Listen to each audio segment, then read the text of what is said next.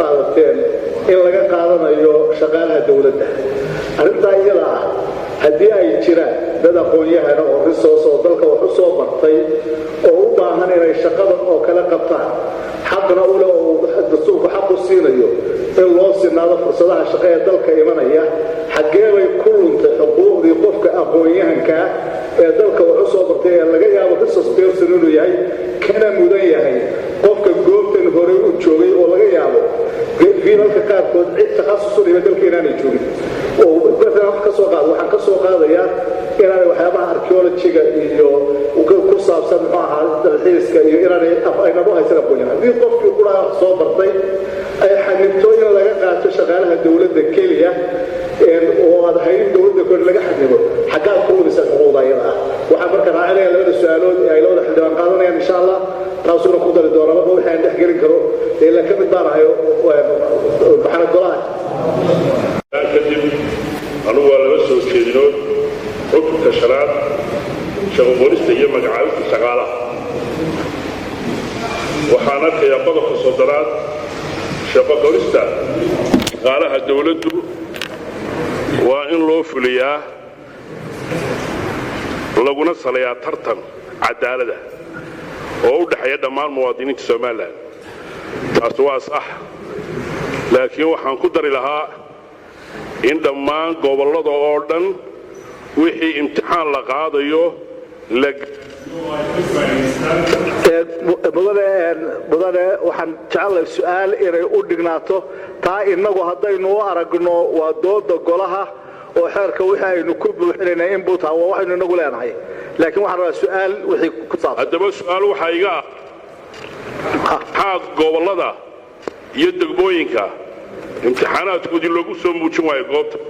ee loo yidhi waa imtixaan keliya imtixaanku soo hargeysoon maaha qodobka labaad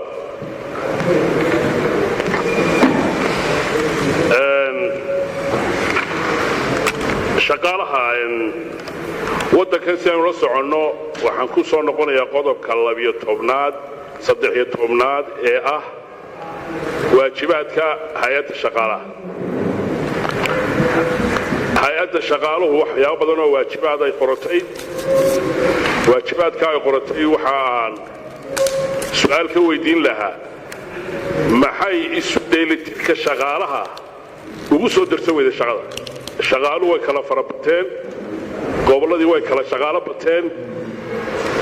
taana maxaad ugu soo darsan weyday isu dheelitirka shaqaalaha iyo ciddii idin qaabilsanaan lahayd asalaamu calaykum waraxmatullahi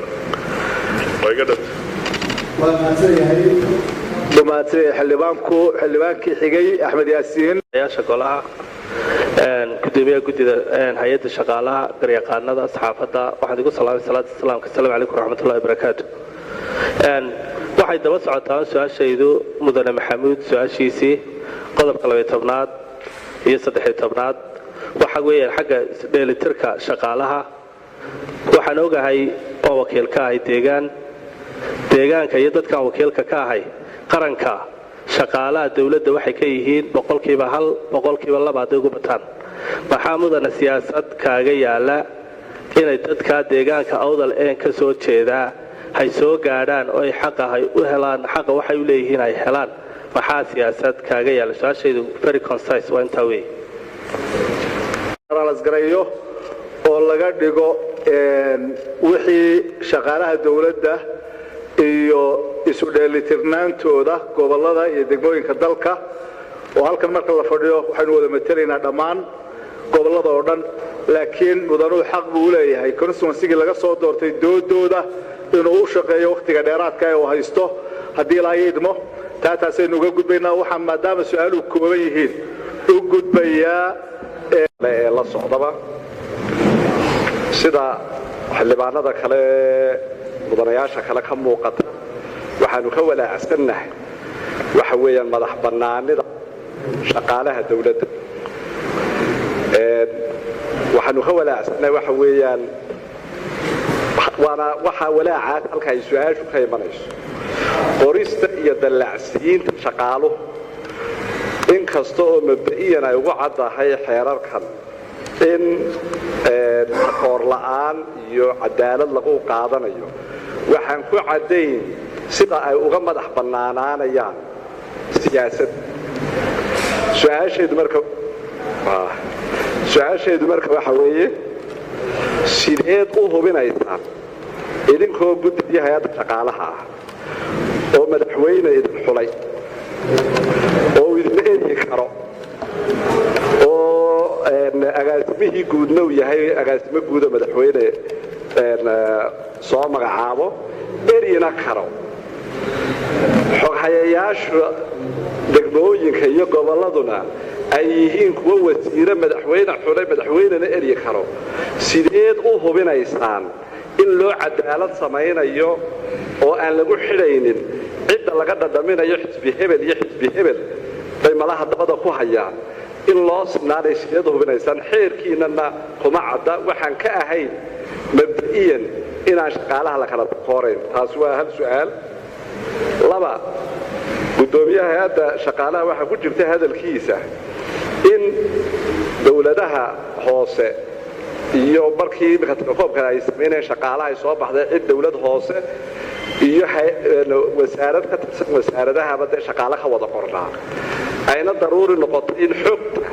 si meel qura loogu wada hayo loo garto cidda laba jeer qoran xogta meel la iskugu keeno su-aasheedu waxa weeye ma waxaad ku garanaysaan oo keliya xogta oo dadka ma muujinaysa miyaa shaqadoodu waxaan ka ahayn waxa idiin diiwaan gashan kuma garan kartaan miyaa oo shaqada wax qofku uu qabanayo mayna caddayn u noqon karin qofka iyo shaqaalanimadiisa tayada ugu dambaysa waxaad mudane gudoomiye aad sheegtay in agaasimayaashii guud ee hore qaarkood markii xilka laga qaaday la iskugu darayay shaqadu mushahar iyo nus markaa gunadoodii ah oo xeer jabin ay ahayd iminka maxaa damaanada inaad xeerka cusub aad ilaalin doontaan waad mahadsantihiin waxaan u gudbayaa xildhibaan koodbuur بسم الله الحمد لله والصلاة والسلام على رسول الله وضمها سنتي قدومية وان سلامي يا قدوميها هيئة شغالها إيو لتلياشيسا وحكم وقتانو انتان كاركي حير كان انو يهي قبيب بدنا يكم وقتو سيدو قدومي الشاقينا انو حوغا دو بإري هاي كم وقتو وباهن يهي كابس بدن marka su'aashan qabo waxa weeyaan waxa la yiraahdo data protection ama ilaalinta xogta shaqaalaha iyo dadka loo adeegayaba sidee u ilaalisaa hay'addu wax ma ka leedahay qorshaha talabaadna waxaan la qabaa xildhibaanadii hore ama mudanayaashii hore maadaama ay dastuurka ku caddahay hay'adaha madaxa bannaan inay helaan inay yihiin hay'ado madax bannaan maamul iyo dhaqaalahaanba waxaan la qabaa commissionku inuu yahay saa la sheegay hay'ad madax bannaan marka waxa isu kay qaban la hay'ad madax bannaan oo haddana qayb ka mid ah xukuumaddu maamulayso si ay u shaqaynayso way madax bannaanida buuxda waxay noqonaysaa maamul iyo dhaqaalahaanba marka sida isu qabanayso madax bannaanida buuxda ee looga baahan yahay in hay'addu yeelato iyo inay shaqaalaha u maamusho xukuumaddu inuu taa noo faahfaahiyo daga dhanta wuxuu soo jeediyay haddii shaqaalaha dawladda oo kaliya laga qaadanayo xogayaasha dadkii kale xaalkoodu noqonaya halkaasaa lagaga tegay arrinta markaas dee sharciyan la taabanayo waxa weeye wasaaradda arrimaha guduhu hadday doonayso inay bannaanka ka soo qaadato qof ay xogayo la doonayso iyadoo u eegaysa inuu baahida ay u qabto ku habboon yahay waa inay ka dhigtaa inuu noqdo qof shaqaale dawladeeda oo sanadkaa hadday doonayso inay 10 shaqaale ah soo qaadato xogayaal ka dhigayso waa inay ku soo darsataa miisaaniyadda qaranka marka wuxuu diidayaa ma jiro xeerkana uu diidi maayo in dabadda laga soo qaato laakiin wuxuu leeyahay qofka noqonaya xoghaye fulineed ee dawladda hoose waa inuu noqdaa qof bayrolka ama xaashida mushaharka shaqaalaha dawladda ku jira asbaabta ka dambaysa nuxurkeedu waxa weeye xoghayaha dawladda hoose laftiisu inuu ka madax bannaanaado siyaasadda inuu ka madax bannaanaado waayo labaduba inta badan waa laga cawdaa markay noqoto dhinaca siyaasadda iyo isriixriixa siyaasadda hadday noqoto agaasimayaasha guud iyo hadday noqosho xogayaha dawladda hoose marka waxaan isleeyahay dhinac walba waa u dan in xogayaasha fulinta dawladaha hoose iyo waayo maayarku waxa laga yaabaa inuu noqdo maayar de xisbi ka wakiilo oo xisbi ka soo baxay markuu maayarkii xisbi ku soo baxay xoghayina noqdo inuu madax bannaan yahay oo dabeedna isaguna uu madax bannaan yahay siyaasaddii dee dhadhankay leedahay idinka warrami maayo dalka waa joogtiro waa garanaysaa marka waxaan isleeyahay xeer qodobada halkaa ku jira waxaa loo eegay dan guud looma eegin muraayad gaara looma xidhno waxaa loo eegay dan guud iyo maslaxadda qaranka marka waxaa ujeedada nuxurku waxa weeyaan xogayaha fulintu ka madax bannaanaado siyaasadda taasi waa taa waana loo ogol yahay inuu wasaaradda arrimaha guduhu ay dadka shicibkaa ka soo xulan karayso ama ay odhan karaysaba xogayaal fulineed baan qaadan hal noqoto public in la xayeysiiyo la qaato dabeedna shaqaale dawladda noqdo laakiin wayna miisaaniyadda u haysataa ay ku jirtaa gobollada in la gaadhsiiyo wixii oo la isu dheeli tiro horta waa sababta xeerkan idiin hor yaallo sababta xeerku idiin hor yaallo weeye midna waa ogaanaysaa shaqaaleynteennu waxay ka soo bilaabantay ilaa iyo kufaakaceennii aasaaskii qarannimada jamhuuriyadda somalilan marbaa xafiisyada lagu fadhiyey daasad oo inta ragga mujaahidiinta iyo wixii la socdiyo laysla baryayay shaqada dawladda fadhiistoo diidayay oo laga yaacayay marba marxalad bay soo martay waxa weeye kufaakaca wixii kolba xeer meel lagu qabtay baa intii dambe ay noqotay in lagu dabaqo dee nidaamkeena dawladda uu dhismayay waxaynu imika gaadhaynaa maalin dhowd waxaanu suulinay wax laga shaqaalaha kumeelgaarhka wasaaradaha wasaarad walba waxaa joogay shaqaale kumeelgaadha oo aan ku jirin bayroolka laakiin muddo dheer wasiiradii isbedelayay maalinba in isbiirsanayay tii waxay dabar ku noqotay in shaqada si daah furan loo xayeysiiyo waayo markaad wasaaradda miisaaniyadda waxbaa ku haysato shaqaalaha dee wasaaradda waxay odhanaysaa kumeelgaadh baa ii jooga liis kumeelgaadhaan haystaaye intan baa priority-ga leh runtii waxaan ku ammaanayaa xukuumadda iyo madaxweynahaba arrintan waxaanu ka gallay lobbying golaha wasiirada 9 wasiir iyo madaxweyne ku-xigeenkii anigaa loo saaray madaxweyne uu saaray waxaanu ku soo celinay 2 wasaaradood mooye inta kale in la tirtiro waxa la yidhaha kumeelgaadhku sanadka la shaqaaleeyo ku dhowaad 2,000 oo shaqaale oo dhiigbax ku ah dhaqaalaheena ayaa miisaaniyadda lagu daro aanu imtixaan daahfuran ka qaadno oo la shaqaaleeyey taasi waxay fursad siinaysaa in xeerkan hadduu soo baxo daahfuraantii la xoojiyo oo qof kasta oo shaqaalo la qaadanaya bishii intay sugayso hay'adda shaqaalaha dawladda wixii bannaan positionis qaab dhismeedkiina waa dhammaynay wasaaradda walibana waa inay yeelato shaqo qeexis waxa la yidhaha terms of reference ama job description dabeedna ay soo gudbiso positionkay doonayso kaalinta shaqee bannaanaatay ee ay doonayso shaqo qeexistii iyadoo lagu salaynayo shaqo qeexistaa dabeedna inta la ururiyo mar la wada xayeysiiyo oo halkaynuu soconno xeerkani markaa haddaan xeer loo raaca jirin oo xeerkani dabeedna uu ku raago golayaasha asbaabta aanu u doonayna aanu u xiisanayna waxa weeye inuu wax badan ka taraya hay'adda shaqaalaha dawladdu inay dabaqdo qodobada xeerkan ku yaalla oo aanu ka turjumahayn ama aanu sheegahayn xeerka 096 waxaa sidoo kale hay'adda shaqaaluhu waxaanu ka furray gobollada dalka xafiisyadii imtixaanka imika kumeelgaarka laga qaaday ugu dambeeyey 6 gobol ee waaweyn nidaamka biometriga indhaha iyo faraha shaqaalaha jooga ma imanin hargeysa halkii markii hore ay iman jireen hargeysa ee biometriga lagaga qaadi jiray safar u soo geli jireen dhaqaalena ku bixin jireen awdal xafiiska awdal baa biometriga lagaga qaada oo xogtoodu waxay ku soo dhacay serfarka iyo xarunta hay'adda shaqaalaha sanaag waa sidaas leeg sool waa sidaas leeg togdheer waa sidaas leeg saaxil waa sidaas leeg imikana waxaanu furaynaa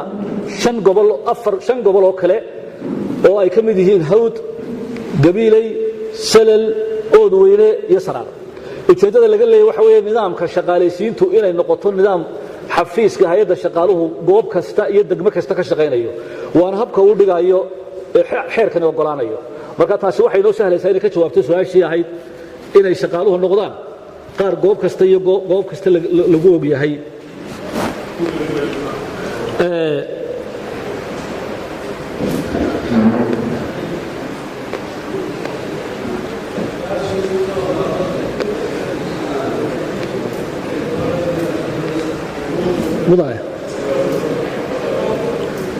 arrintii isu dheelitirku ka hadlayaa shaqaalaha isu dheelitirku tanu bay soo galaysaa waa shaqaaluhu dee marxalad hore shaqaale noqdeen وشقاليسينتو مدة يسوي سعوتات كجوابي marka waxa weeye imikadan haday noqoto shaqo qaran gobolada wala isu dhali tara oo dhacda haday noqoto shaqaale ku meel gaarka gobolada dhan intii ku meel gaarka hay'adda wasaaradda joogtada la shaqaaleeyay haday noqoto shaqaale la qaadanayo sanadahan ma jirtee waa shaqo qaran oo ku jirta miisaaniyada shaqo qaranna gobol kasta in isleeg wala isu dhali taro percent baa lagu siiyay marka waxaan isleeyahay horey noo soconaa inay u sinaadaan waana ku soconaa oo waynu dhamaystiranaa boqolkiiba boqol nidaamka daahfurnaanta xeerkani marka waa ansax noqdo kadib insha Allah ta'ala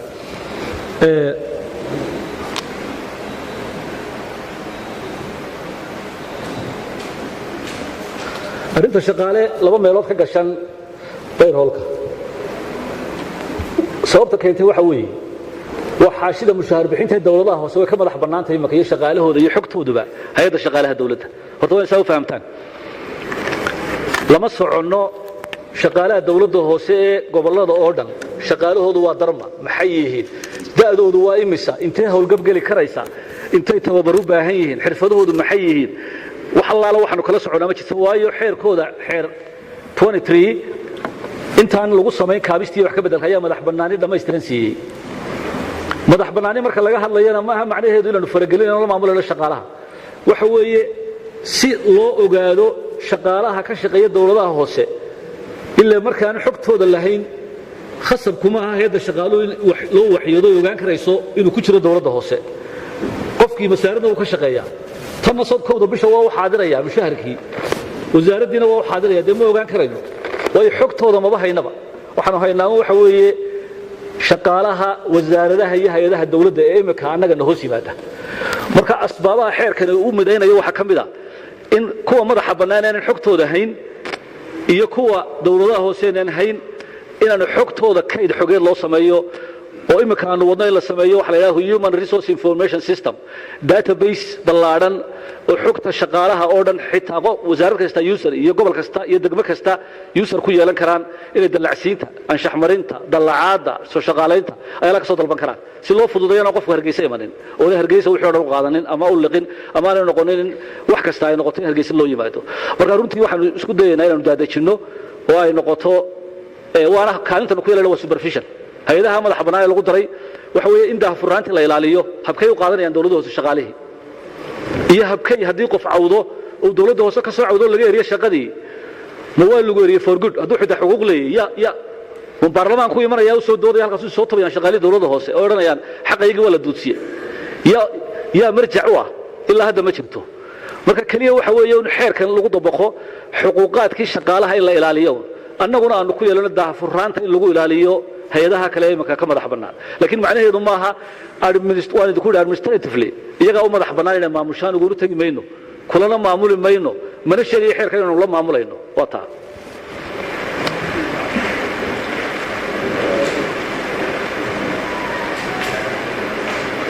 waxaan filayaa inay haddaan ka tagay wax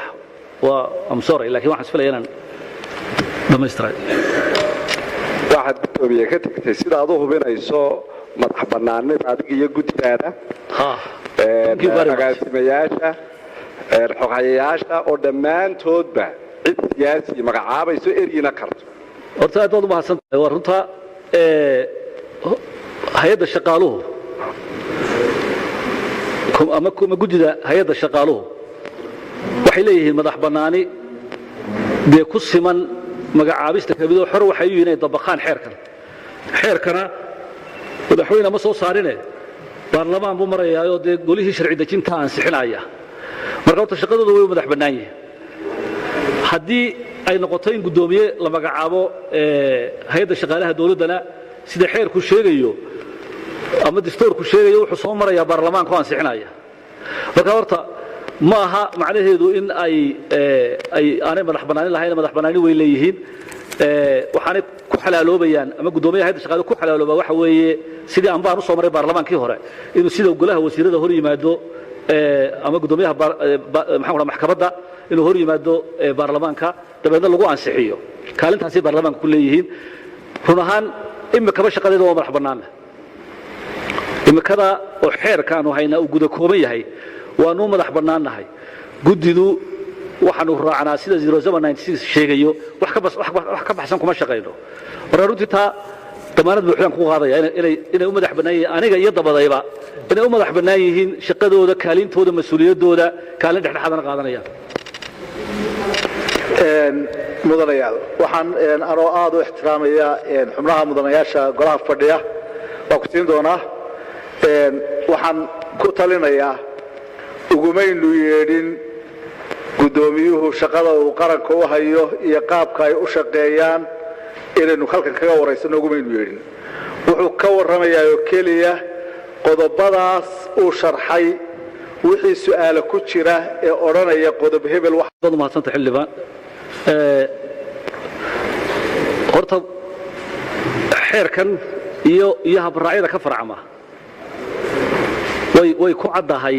habraacyada sida xogta loo ilaalinayo way 16 habraac baa ka farcamay xeer nidaamyaalo way ka farcamayaan 16 habraac ka farcamay waxa weeye xulashada iyo shaqaalaysiinta tababarada anshax marinta iyo habdhaqanka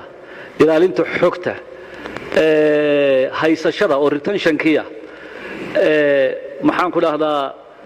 xuquuqaadkii kale oo dhan 16 habraac ayaa ka farcamay xeerkan iyo waxa ka farcamay ilaa 10 kale oo xeer nidaamyo uu sheegayo ay ka mid tahay xeer nidaamka ilaalinaya habka loo marayo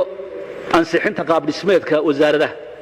raarutu taasi waa wax qoran oo la hayo weey oo maasanta gudoomiyaha shaqaalaha waxaan doonayaa kollayto inaan sirad u taago qodobada 30 iyo 11 oo runtii hore looga hadlay gudoomiyaha shaqaaluhuna kollayto uu iftiimiyey waxoogay ka mid ah darajada shaqa qorista iyo magacaabista shaqaalaha waxa kulliyahoo ku cad qaabka darajo ay u kala baxayaan oo keliya ayaa ku cad maadaamay nahay gobollo badan shaqa abuurskuna aad iyo aad inoogu yar yahay gobolladuna ay aad u ballaadhan yihiin kala dhow yihiin kala fog yihiin gudoomiye waxaan ku weydiin lahaa su'aasha maxaa isu dabraya inaynu wax shuruudaho isu dabraya gobollada fogfog ama kuwa dhowba ahaatee shuruud isugu xidhaysa xilliga shaqada ama tartanka la gelayo xilli loo qabanayo in lagu baafiyo wakhtiga la qabanayo waayo ninka buuhood la jooga ama ceerigaabo kala jooga marka birito hay'adda shaqaaluhu ay shaqo qorayso waxa laga yaabaa inaanu waqti u helin ama uu maaragtay aanu u haynin awood badan oo ugu yimaado marka maxaa gobollada isu dabraya ee shaqaalaheena ay iskugu soo gaari karaan iyadoo aad loo hadalhayo gobolkeena Madaljeex inkastoo caasimadii dalka yahay leeyahay shaqaalaha inta ugu badan ka ugu dhow ayuunbaa ka qayb gala maxaa ugu tala gasheen ay isu dabraan shaqaalaheena reer Soomaaliland inaad siyaasadda ugu tala gasheen aad iyo aad baad mahadsantahay assalaamu calaykum waraxmatullaahi wabarakaatuh baad u mahadsantihiin mudane gudoomiyaha shaqaalaha iyo tiimkiisa haddaan su'aasha ku dhawaado dhowr su'aalood baan doonayaa inaan weydiiyo tiimka su-aashkooda waxa weeyaan qodobka 15aad wuxuu tilmaamayaa in dastuurkeena 114 madaxweynuhu uu awood u leeyahay inuu magacaabo guddida haddaanan ilduufin kumaan arkinin dastuurka iyo xeerkan midna cidda awoodda u leh inay gudoomiyaha guddida magacowdo ma guddidaa iska dhex dooranay ma madaxweynaha toos u magacaabi xeerkabay ku caddahay xeerkan kuma caddasaan arkay marka taas waa su-aasha koowaad su-aasha labaad waxay qodobka 6aad oo kale for example wuxuu sheegayaa shaqaale bedel shaqaalahaad ka bedesho oo mushahar yar qaato oo milyan iyo 200 milyan iyo 600 qaata oo aad u bedeshood ka soo bedesho sool aad u bedesho awdal for example gurno yar maxaad ugu xusi weydeen xeerka dhexdiisa oo for example kirada oo kale laga bixiyo qofka shaqaalaha haddii kale shaqadu ka cararaya hadduu shaqada ka cararo taasi dhib bay noqonaysaa taasi waa su'aal xagga isla qodobka faqradiisa waxaan ognahay xagga fikir cabiridda inay jiraan shuruuco caalamiya iyo dastuurkuba inoo jideeyay in qofku xaq u leeyahay inuu fikirka cabiro shaqaalaha dawladuna waxay ka mid yihiin bilaadan ilaahay abuurtay inay fikir cabiraan xaq bay u leeyihiin sidaa awgeed maxaa loogu ogolaan waayay xad aanay dhaafi karin oo ay fikirkooda ku cabiri karaan haddii kale waxay dareemayaan cabursanaan fara badan iyo xasilooni darro nafeed oo xoogan markaa sartain level ama xad loogu talagalay inaanu ka gudbin oo fikir cabirka su-aasha qodobka 11aad faqradiisa afraad waxay sheegaysaa waxaad shaqaalaha u diri kartaan hawl qaran maydaan fasirin maydaan macnayn maxaa ula jeedaan hawl qaran xagga erbixinta fasiraada laguma qorin hawl qaran waxaa loola jeedaa shaqaalaha dawladda haddii loo baahdo ciidan qaran baa laga dhigi karaa haddii ciidan qaran laga dhigi karo shaqaalaha dawladda marka loo baahdo meel u baahnayn inay shaqaale aan tababarnayn oo kale hadday halkaas soo gasho in halka hawl qaran maxaa hawl qaran loola jeedaa halkaa waa fasiraad muhiima u baahan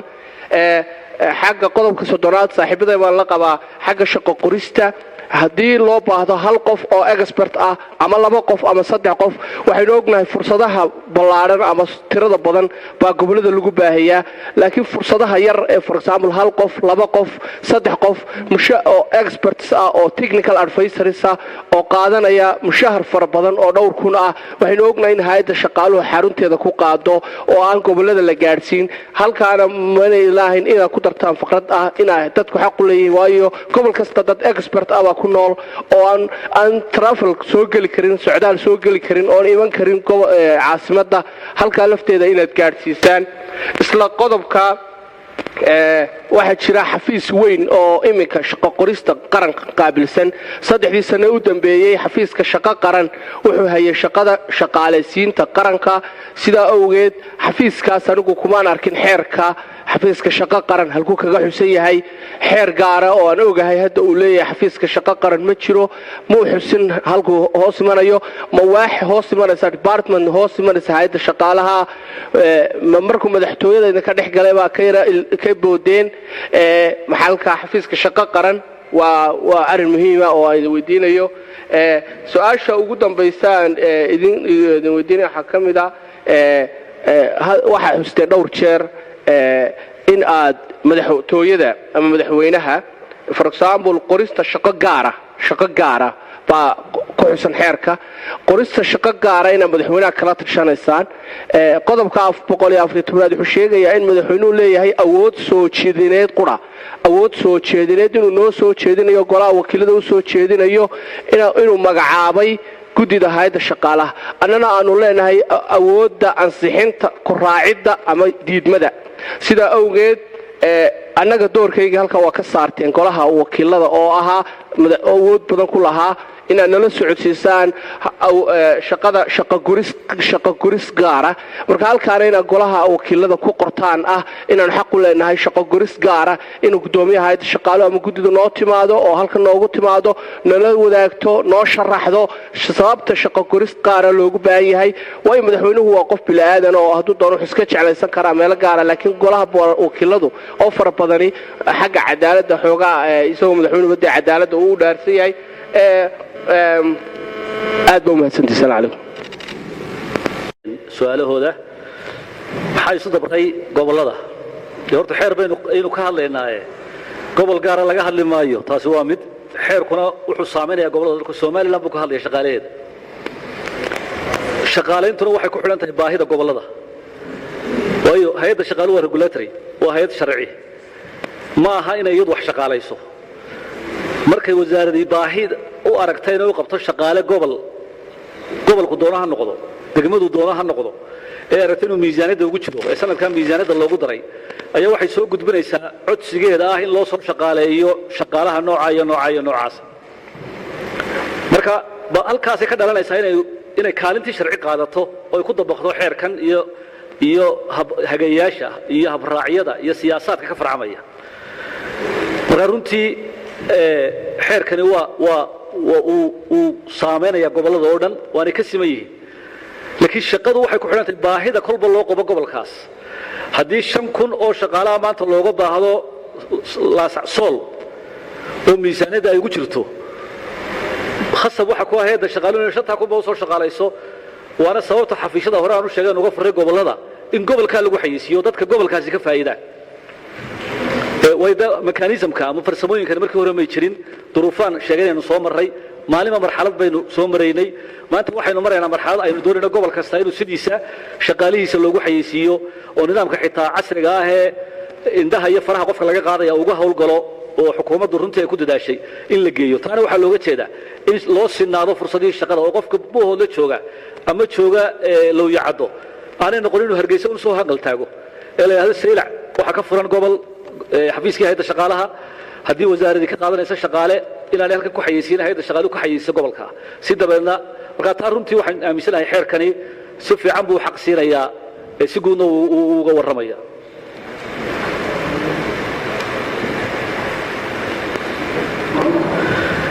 xagga gunnada iyo mushaharka iyo xuquuqaad kale ee shaqaalaha masal haddii laga bedelayo sol oo loo bedelayo awdab qofka maxaa loo siin waayey gunno dheeraada ama halka loogu xusi waayey sidaad aragto habka mushahar bixinta qodobka u dambeeya wuxuu sheegayaa in xeer nidaamyo ka farcamayo jaangoynaya habka mushahar bixinta iyo darajada iyo gunnooyinka iminkaanu gacanta ku haynaa siyaasadda waxaan loo sugaynaa xeerka marka la ansixiyo waxaananu doonaynaa inay ka sinaadaan dhammaan hay-adaha dawladda oo dhan ha noqoto dawladaha hoose oo iminka mid waliba waxay leedahay darajo u gaara haddaad badbare tagto darajo gaaray shaqaalaheedu leeyihin oo gareerkeedu leeyahy haddaad hargeysa eegto darajo gaaruu leeyahy uniformity ma jiro wax wada socdaa oy xuquuqaadkii ka siman yihiin darajada ayaa sugta gunnada iyo mushaharka marka waxaanu wadnaa bay and grading policy oo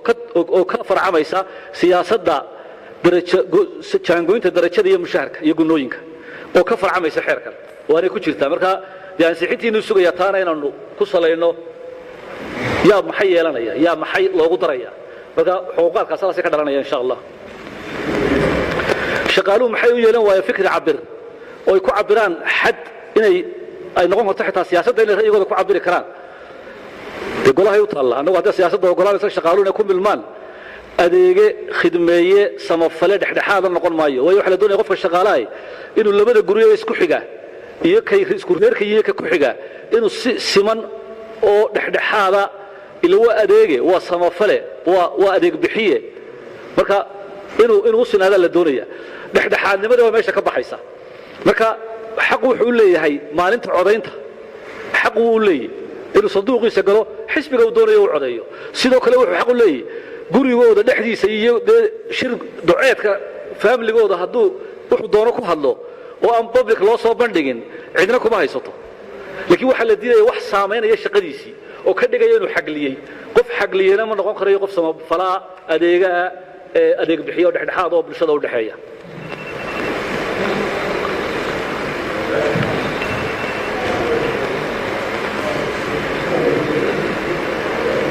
shaqo qaran kolley annagu xeerkan baa dee aanu idinku nimin kol haddaanu xeerkan idinku nimina wixii ka baxsanin ka jawaabisteedu maxaan isleeyahay maanta maaha marka imika waxba ka jawaabi maayo xeerkana kuma taallo kumana jirto marka ma khusaysa baa le ubaasanta qodob u baayan hadhay shaqa qorista gaarka waxaa loo yeelay baa idin sheegay intaana kaaga tahay qodob baa ka horreeya in hawlo gaara loo adeegsado qodobka hooytolaad weyne in hawlo gaara loo adeegsado gudashada shaqooyin gaara ee loo diri karo shaqaalaha adduunka oo dhan waa sidaa adduunka oo dhan xeerarkiisa way ku jirtaa haddii masiiba dhacdo waxaa aragtaan dhulgariir baa dhacaya daadad baa dhacaya fatahaada gobolka dhacaya waxaa aragtaan inta badan ciidamadii qaranka iyo shaqaalihii dawladdu la hawlgeliyo haddaynaan sidaa yelin waa lala soo weeraray difaac baynu u baahannahay waxaynu haysanno adduun iyo arrin iyo cudud shaqaale waynaynu sugaynaa maynu fadhiyaynaa markaa taa awgeed baa loo siiyey fursadda in xeerka lagu daro in hawlaha gaarka ee qaranka u faa'iidada leh inay difaac iyo samata bixin ay ka qayb qaataan waa marka loo baahdo duruuftaana waa laga tashan doonaa insha allah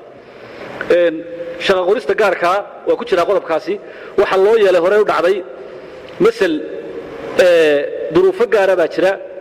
oo gobol gaara ka dhacay waxay noqotay gobolkaa fursadda duruuftu ka dhacday in loo gaar yeelan lahaado ha la siiyo sida idinkuba sheegaysaan waxa la yidhi gobollada kala badan gobolka salal shaqaalihiisu waa yar yahay waxaa la doonaya in shaqaalihiisa kor loo soo qaado haddaan fursaddii la siin taladii in ay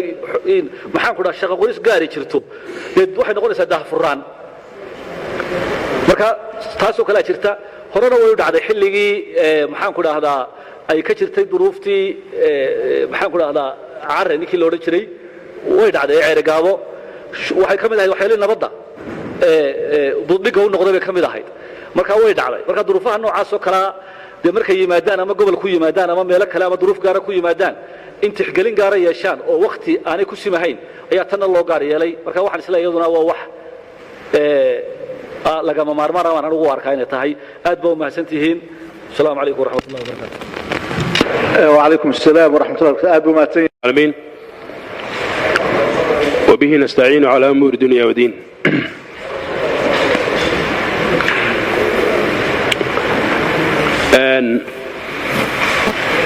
marka hore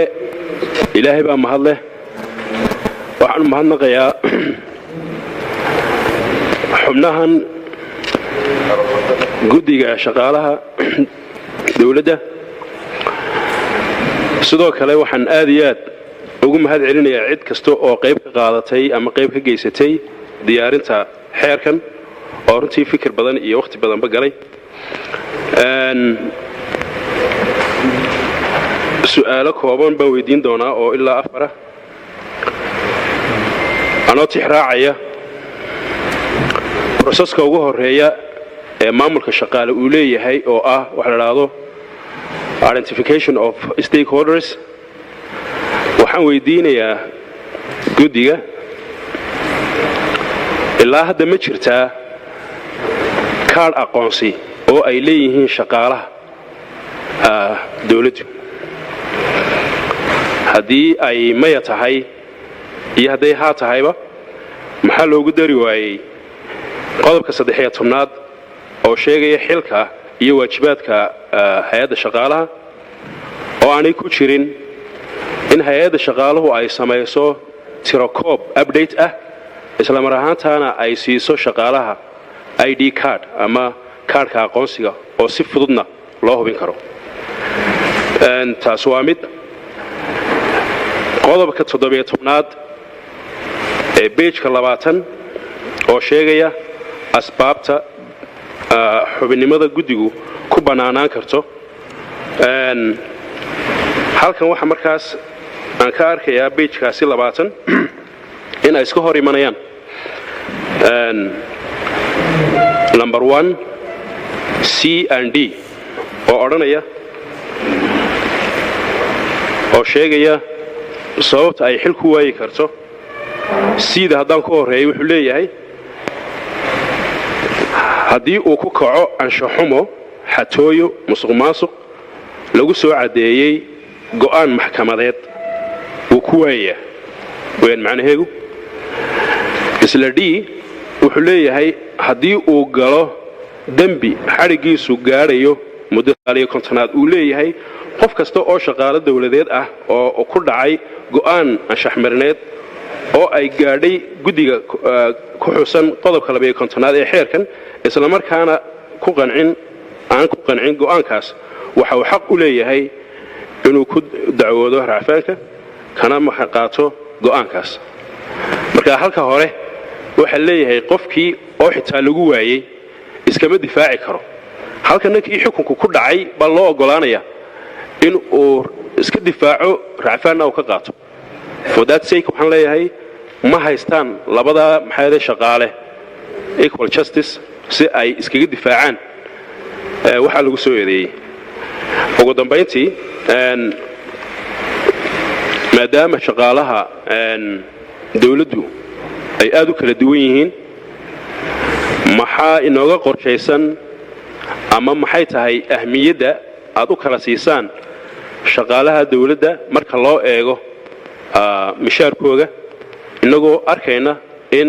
shaqaalaha basic needska bixiya sida macallimiinta iyo askartu ay leeyihiin ama ay qaataan mishaarada ugu hooseeya waad mahadsantiin kiisa aad iyo aad baan ugu mahad celinayaa mudane guddoomiye adigoo mahadsan aanu kugu tixgelinay shaqadaad qaranka u hayso intii aad halkan fadhiday laba doodood ayaa oo kala aragti ahbaa iiga soo baxay hadalkaagii hadalkii aad bilowday markii ugu horeysay waxaad ku sheegtay in xeerkan yahay xeerkii ugu horeeyey ee shaqaalaha dawladda xildhibaan mukhtaar maydhane waad u jawaabaysayna waxaad ku sheegtay inuu low number 7 1996 inuu jiro marka saddexaad waxaan kaa codsanayaa xeerka aad ku shaqaysaa ma low number 7 ba mase sidii aad sheegtay uu xeer kuma shaqaysid qodobkaasi waa halkaa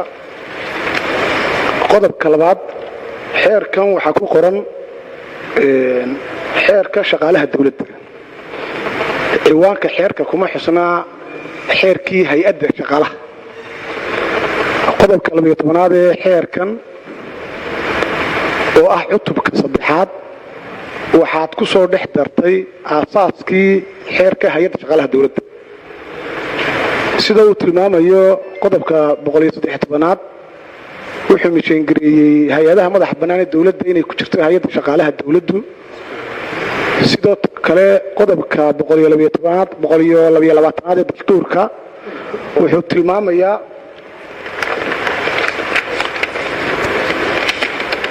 wuxuu tilmaamayaa hay-ad kasta oo ka mid ah hay-adaha dawladda ee gaarka ah waxay yeelanaysaa xeer u gaara oo qeexaya qaab dhismeedkeeda waajibaadkeeda iyo dhowrsoonaanta madaxdooda markaa ma kula tahay inaynu xeerkanna u dayno xeerka shaqaalaha dawladda qaab dhismeedka iyo cutubka aad ku soo darteen ee ka tilmaamaya shaqaalaha dawladdana hay-addii tilmaamaya inay hay-addu xeerkii aasaaska hay-adda inaynu gaar ka yeelno xeerkanina uu noqdo kana dhex saarno cutubkan oo aynu xeerkii ku aasaasmaysa aynu samayno maadaamay constitutionkuna xusay qodobka 120aad dastuurkana sheegay in waxa weeye hay-ad kasta lagu aasaasayo xeer waxaan codsanayaa ama aan su-aasha talahaan kuu soo jeedinayaa mudane guddoomiye waxay ku qurux badan tahay in xeerkana noqdo xeerkii shaqaalaha qaab dhismeedka iyo qaabka hay-addu u ekaanayso wixii uu dastuurku ka yidhi mooyaane in xeer lagu aasaaso taasina waa su-aasha labaad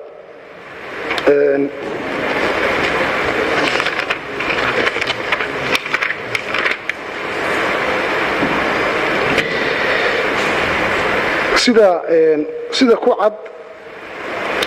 xeerkan markii aan akhriyey wuxuu ka hor imanayaa xeer lamber 23 xeerka maamulka goboleedka iyo degmooyinka xeer lamber 91 2020 xeerka doorashooyinka guud iyo xeer lamber 76 oo ah 2016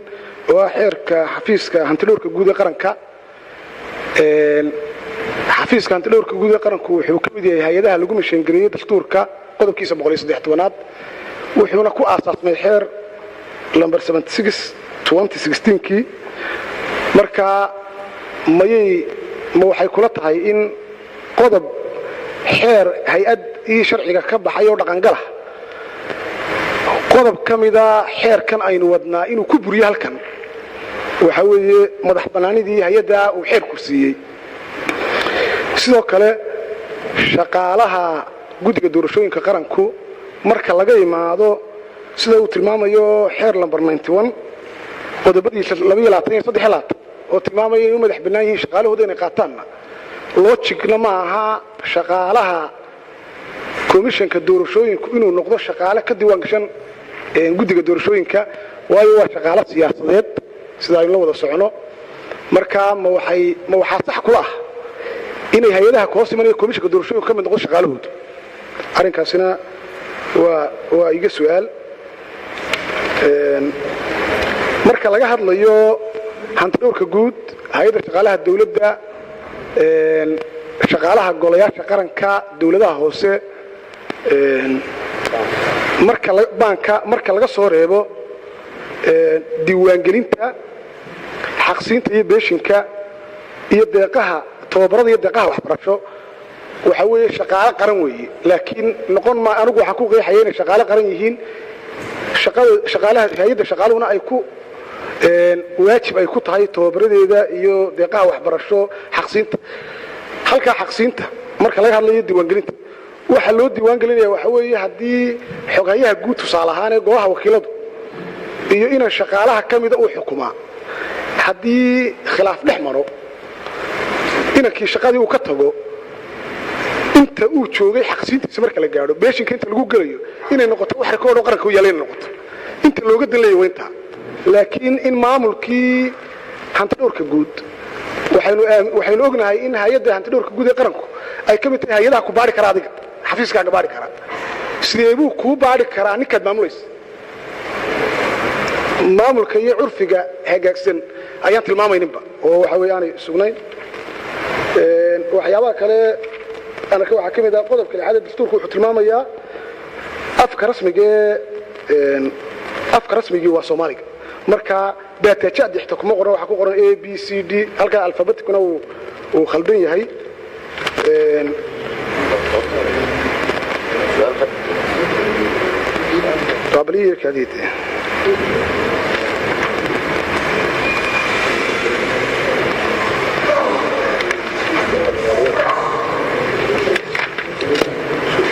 inoo soo ururi mudane adigoo raalliya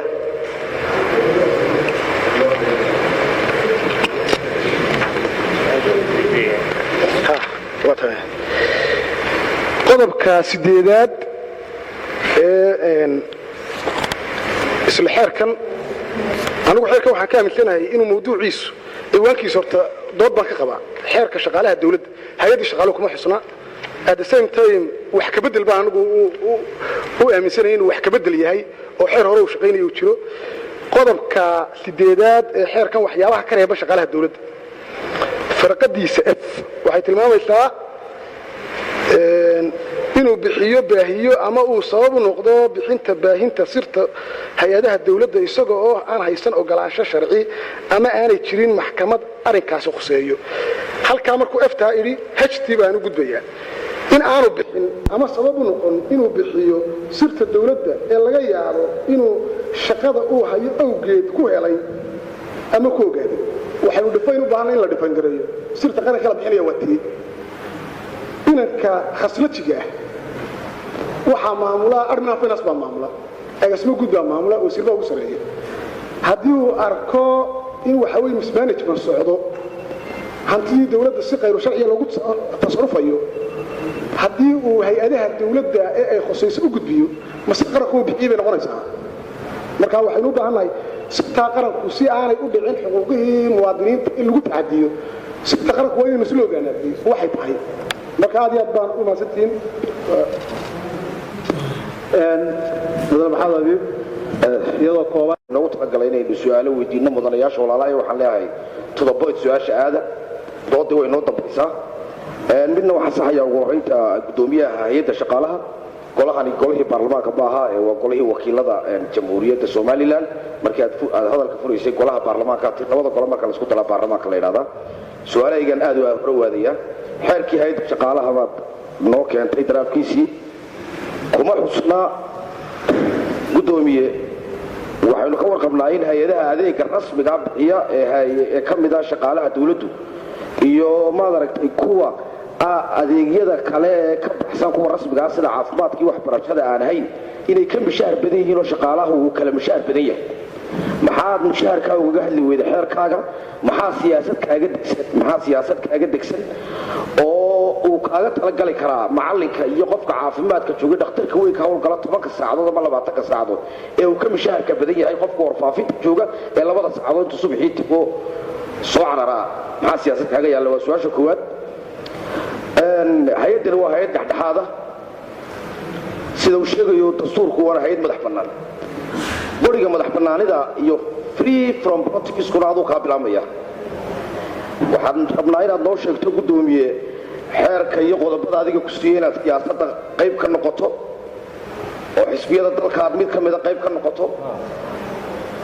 shaqaalaha aad maamusho iyo ku-xigeenadaadana ka reebay qodobadaana inaad noo caddayso waan rabnaayo xeerkan maadaama aanaan ka dhex arkaynin qodobka afraad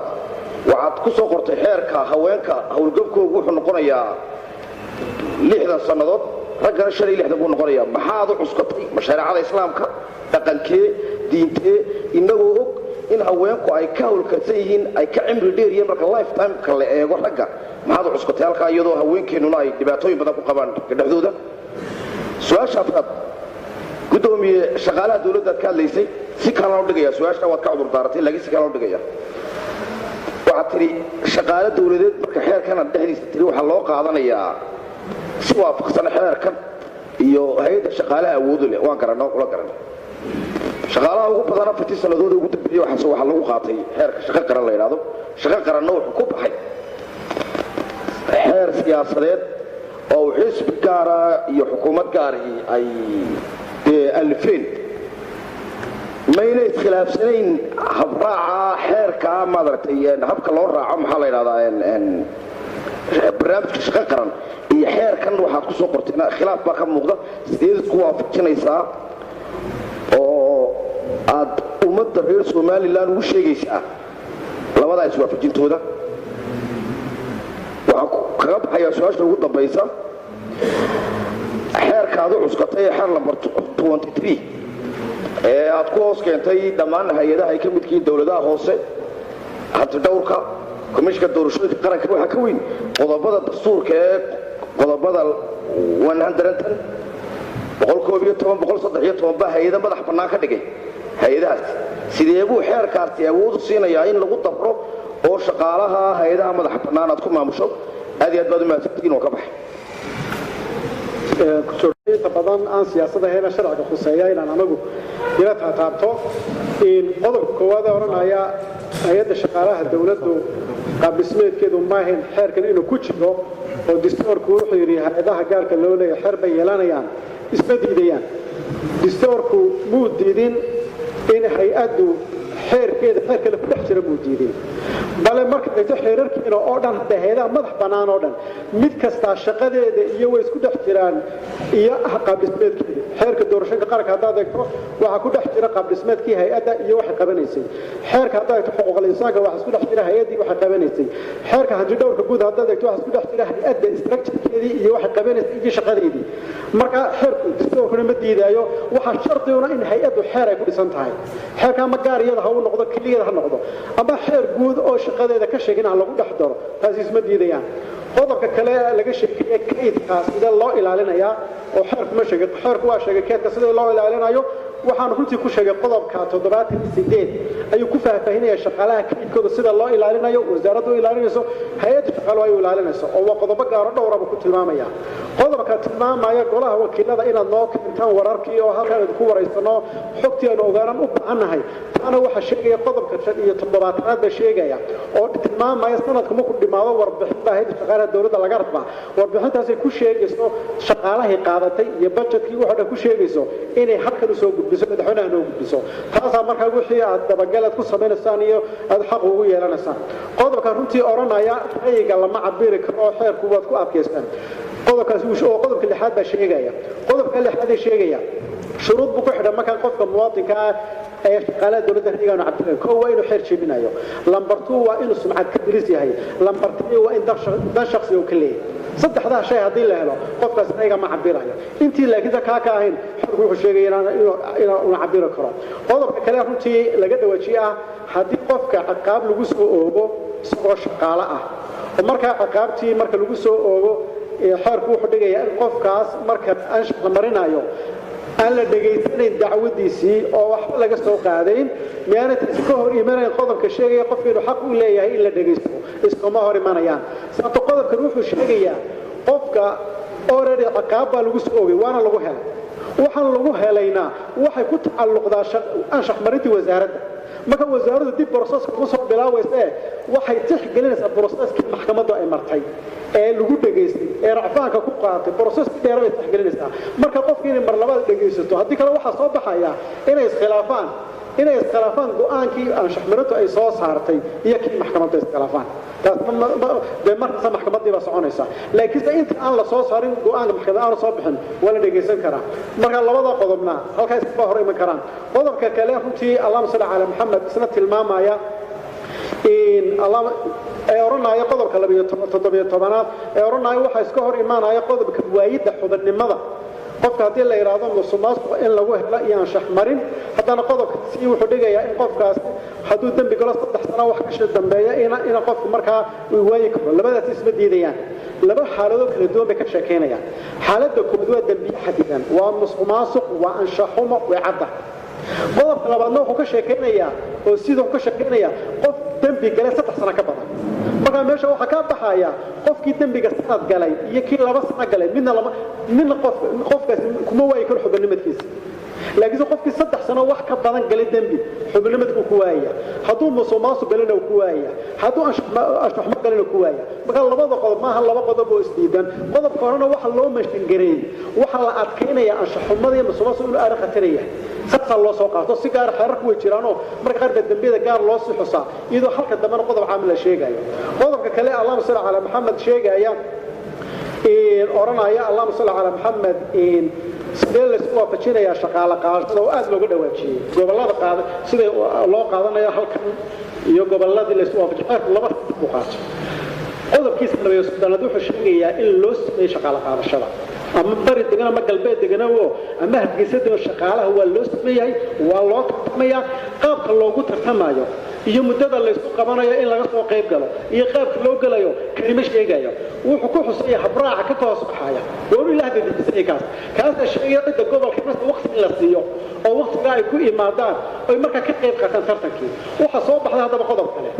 haddii ay soo baxdo gobola shaqaale baahan ay ka jirto oo loo baahan yahay in wax loo qabto muxuu xalku sheegaya kana waxa ka jawaabay qodobka 5 oo sheegaya kaasi qaab gaar ah in loo qaadanayo markuu madaxweynuhu ogolaado asbaabtina la iska garto marka laba qodob midna caam u yahay shaqaale dadkan oo ka dhaxay loo sameeyay yahay iyo qodob gaar loogu sii dhigay cidii baahida gaarka ah qabta duruufaha gaarka ayuu xeerku sheegaya Allahumma salli ala Muhammad qodobka Allahumma salli ala Muhammad oranaya xeerka xoor horu ka yimid horta xeer horu muu jirin laakiin waxa jira xeer nidaam xeer madaxweynaha jiray waqtiga cigaal la soo saaray dhowr iyo 10 sano dalka lagu soo dhaqeeyay kaas waxa in badan oo dadka kamid waxa uu haysan xeer inuu yahay laakiin waa xeer madaxweyne weeyaan kan laga soo guuriyay asalkiisa laga soo qaatina horta waa kaas kana idin ku horeyso gudoomiye shaqo xeer kana idin ku horeeya rasmiya kana idin ku horeeya in Allahumma salli ala Muhammad intaas inta soo koobaya dilayana muxuu ahaa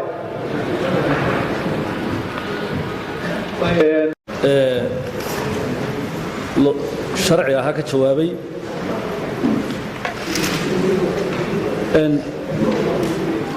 arinta haweenka iimaan ku darayaa 60 sano maxaa loo yidhi ragana 65 loo yidhi xeerkan aad eegtaan xuquuqaad badan buu siiyaa haweenka shaqaalaha ah hadday noqoto waqtiga dhalmada hadday noqoto waqtiga naasnuujinta oo ku arki doontaan xuquuqaad badan oo runtii siinaya fursad wanaagsan ba ayaa ku jira waana shay inoo muhiim ah inuu haweenkeena iyo caruurteena badar yeelo dabcan kana qayb qaataan habsamayn socodka iyo horumarinta kaabayaasha bulshada iyo shaqada iyo shaqaalaha de shaqo badan oo raggu qabanin bay hablo dumarku qabtaan waqti marka waxa daada looga hoosaysiiyay macnaheedu waxa weeye inay shaqo badan oo kale iyagu qabtaan oo hawl guri iyo caruur korin iyo warshadii wax soo saarkeeda ubadkiya marka sababtaas ayaa si gaar ah loogu xusay inay iyagu ka daayaraadaan waqtiga ay hawlgab galayaan oo fursad loo siiyo korintii ubadkii iyo dhaqaalayntii guriga labadaba horta nidaamka shaqo qaran habka uu ku yimi de waxa ka jawaabay agaasimka shaqo qaran waqtigeeda laakiin kaalintii shaqaalaynta hay'adda shaqaaluhu roolkeeda way qaadataa arinta ugu mudan ee loo yeelay ujeedada ka dambeysana maaha siyaasad xaqiiqdu waxa weeye in goboladu u sinaadaan shaqaalaysiinta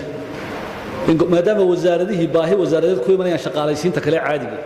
oo wasaaraduhu ay dalbanayaan shaqaalaysiintii oo laga yaabo in iyagoo u eegayo shaqada qabtaan yiraahdaan saaxil waxaan uga baahanahay 200 qof sanadkan miisaaniyada loogu daro halkaan awdal iyo sool iyo sanaag iyo burco loogu daray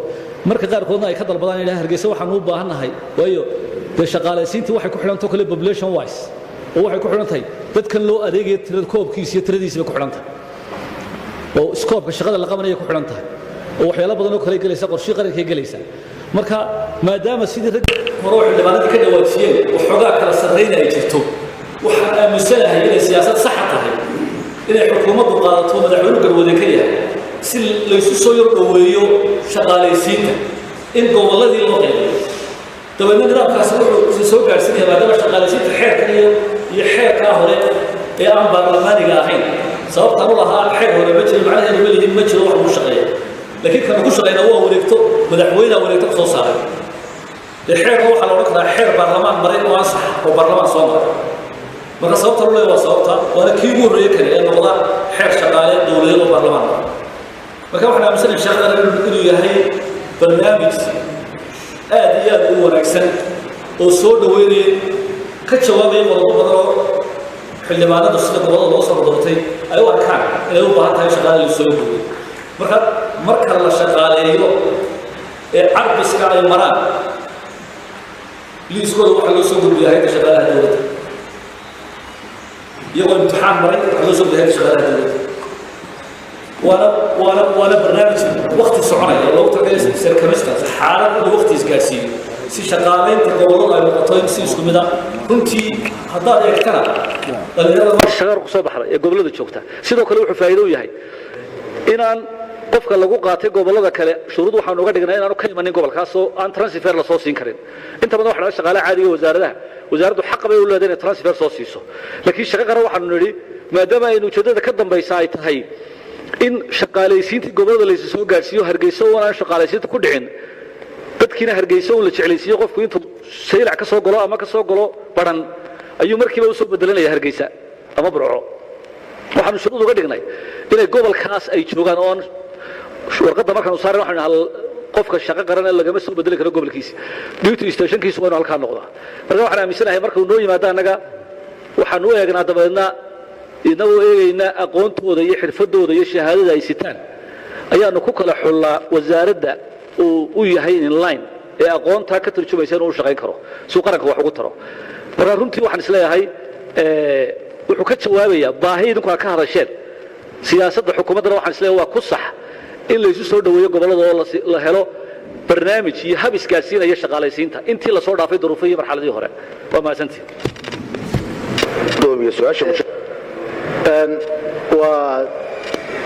waad mahadsan tahay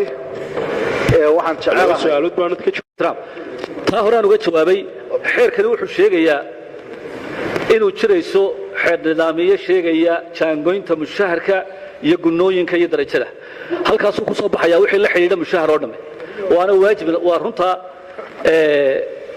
dee markay noqoto in loo eego darajada shaqaalaha siday u kala xirfad badan yihiin siday muddaday u soo kala horreeyeen aqoontooda culayska shaqee ku dhacaya uma lihin siyaasad hage habraac iyo wax jaangoynaya nidaamkaas markaas xeerkan baa sheegaya in xeer nidaamiye gacantaanaanu ku haynaa in la sameeyo bayan grading policy san hore u sheegay oo sheegi doona mushaharka gunnada oo sheegaya mushaharka gunnada iyo darajada qofka intaba taasina way soo baxaysaa xeerkan markaan ansixisaan kadib insha allah maasanti adoo waxaan jeclaystay inaan dib kugu yar celiyo laba su'aalood oo aanad ka jawaabin ta hore waxay tahay qodobka 13aad ee sheegaya xilka iyo waajibaadka ay leeyihiin hay'adda shaqaaluhu waxaan qabaa inaanay ku jirin waad mahadsantay xildhibaan su-aasha hore hadday noqoto kaydinta xogta iyo xog ururinta iyo ID-ga intaba qodobka 78 baa ka jawaabaya kaydka xogta shaqaalaha dawladda oo personal records way ku jirtaa farqadiisa koowaad ilaa iyo afraad ayaa ka jawaabaysa qodobka kale ah mar kasta oo la soo magacaabo xubin ka mida guddida hay'adda shaqaalaha waa waajib inay soo maraan ansixinta baarlamaanka marka runtii taas iyaduna way ku caddahay waxaa la raacaya qodobka ah inuu madaxweynuhu markuu magacaabo ay ansixinayaan haldheeri ku ansixinayaan baarlamaanku waxaan jeclahay su'aalaha inayna ku noqnoqon waxa weeye hay-ad walba sida lagu aasaasay uunbay ciddii ka bannaanaataana sharcigu uu u waajibinayaa inay marto asal ahaan marka waxaan filayaa taa uu ka jawaabay guddoomiyuhu waxaan siinayaa xildhibaan nuurudiin axmed dayib xildhibaan yuusuf faysal yuusuf lahaa waa la weydiiyey guddoomiyaha wuxuun bay hayduun inay isku dhex jiraan shaqaalihii iyo hay-addii shaqaalaha marka sida uu garyaqaan mubaarak sheegay iska hor iman maayaan buu leeyahay in maxay hayto laysku dhex daro hay-addii iyo wixii ay ka shaqaynaysay si ay u noqoto u fududaato akhriskeedu waxaan kole aanu soo jeedin lahaa uun in haddii la yidhi yaan la kala saarin cutubka saddexaad bay imika ku qoran tahay hay-adda shaqaalaha dawladda iyo structurekeedii iyo qaabkeedii iyo waxeedii oo dhan waxaan jeclaan lahaa in cutubka koowaad laga dhigo oo iyadu ugu horraysa marka hore dabeetana shaqaalihii uu hoos yimaado sidaa loo kole fikradaasuman anigu soo jeedin lahaa yani laga dhex saaro halkan dhexday ku jirto sidaad shaqaalihii u wadaad u gelaysaa hay-addii iyo structurekeedii iyo qaabkeedii iyo dhismaheedii iyo waxeedii kolay su-aalihii kale aan weydiin lahaa waa laga jawaabay asalaamu calaykum waraxmatullahi wabarakaatu waa mahadsan xildhibaanku wixii aynu dood ah ee aynu waayahay bismillahi raxmaan raxiim aad iyo aad bay umahadsan yihiin guddoomiyaha iyo mudanayaasha dhammaanba iyo madaxda kolleyba hay-adda shaqaalaha ee maanta inoo timid madax iyo mas-uuliyiinba kolley su-aashayda koowaad waxa weeye guddoomiyaha waxaan weydiin lahaa oo ugu horraynba aan weydiin lahaa waa foor bay khusaysaaye codsiga aad soo gudbisay ee ah hawshaa maanta yani qaranka iyo bulshada iyo ummadeennaba u faa'iidada in baarlamaanka si sharaf leh aad uga codsanayso in hawshaa sida ugu habboon la isaga xil saaro oo la ansixiyo weli ma halkii baad kusii adkaysanaysaayoo yani 86 xeer ee dhammayska tiran hala wada jiirsiyaad leedahay sida foor ku cad oo ah haddii ay dhacdo iska hor imaad u dhexeeya qodobada xeerkan iyo qodobo kasta oo kale oo khuseeya shaqaalaha dawladeed taasi waa qodobka waa su-aashayda labaad hal kelmadna aan ku daro oo guddoomiye horta waa ka yara ilka qabooba sida xeerku u qoran yahay markaynu eegno intaasina waxaan la waaga kafta laakiin su-aasha labaad waxaan leeyahay oo aan ayadna weydiinayaa in hay-adda shaqaaluhu yeelata jaangoynta iyo ansixinta qaab dhismeedka dawladda oo dhan hay-adaha dawladda oo dhan iyo damba qodob weli aad naga codsanaysaaba in la xasiyo ood kusii adkaysanaysaan mise iyadna waa qodobkaa oo kulley su-aasha labaad kuwa kale su-aalaha kale badankooda waa laga wada jawaabay waxaan ku raacsanahay sidii looga jawaabay iyo sidii kolleyba loo wada dhigay aad iyo aad ba umahadsantihiin asalaamu calaykum dhammaanba waraxmatullahi waanay ka jawaabeen balse haddii aan mid yaro kooban u baadhay aan isleeyahay insha allahu tacaala jawaabteedu way iska fududaan doontaa ku raagi maysaan guddoomiye sida halkan ku qoran xubnaha guddida madaxweynaha soo magacaabay oo xeerda ku soo magacaabay shuruudihii magacaabistana way ku qoran yihiin asbaabihii xubinimadu ay lagu wayn lahaa ama ku bannaanaan lahaydna waa taalla iyaduna waayo haddaba waxa isweydiintu ay tahay marka xubintu ay bannaanaato sida halkan ku cad ee uu madaxweynuhu dib u soo magacaabayo waxa ku cad inuu madaxweynuhu dib u soo magacaabayo isagoo ku salaynaya muddaxilaadkii ka hadhsanaa haddaba su-aasha aan doonaya aan jecelahay in dadkuna wax ka ogaadaan waxa weeye muddaxilaadkiinnu intuu ku jaango-an yahay ma xukuumaddaydu soo magacowda inta jirtaaba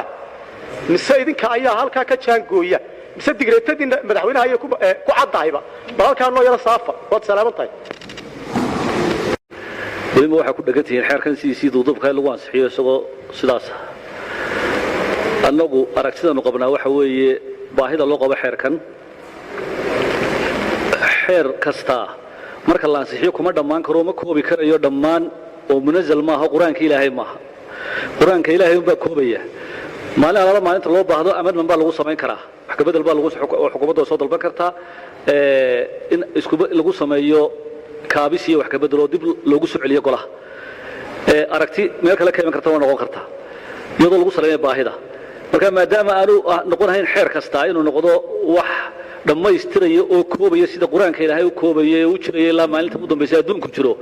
waxaanu aaminsanahay imika siduu u yaalla inay tahay wax ku cuntamaya inuu xuquuqaad badan oo shaqaalaha koobayo ka jawaabayo asbaabtaas awgeedna waanu aaminsanahay in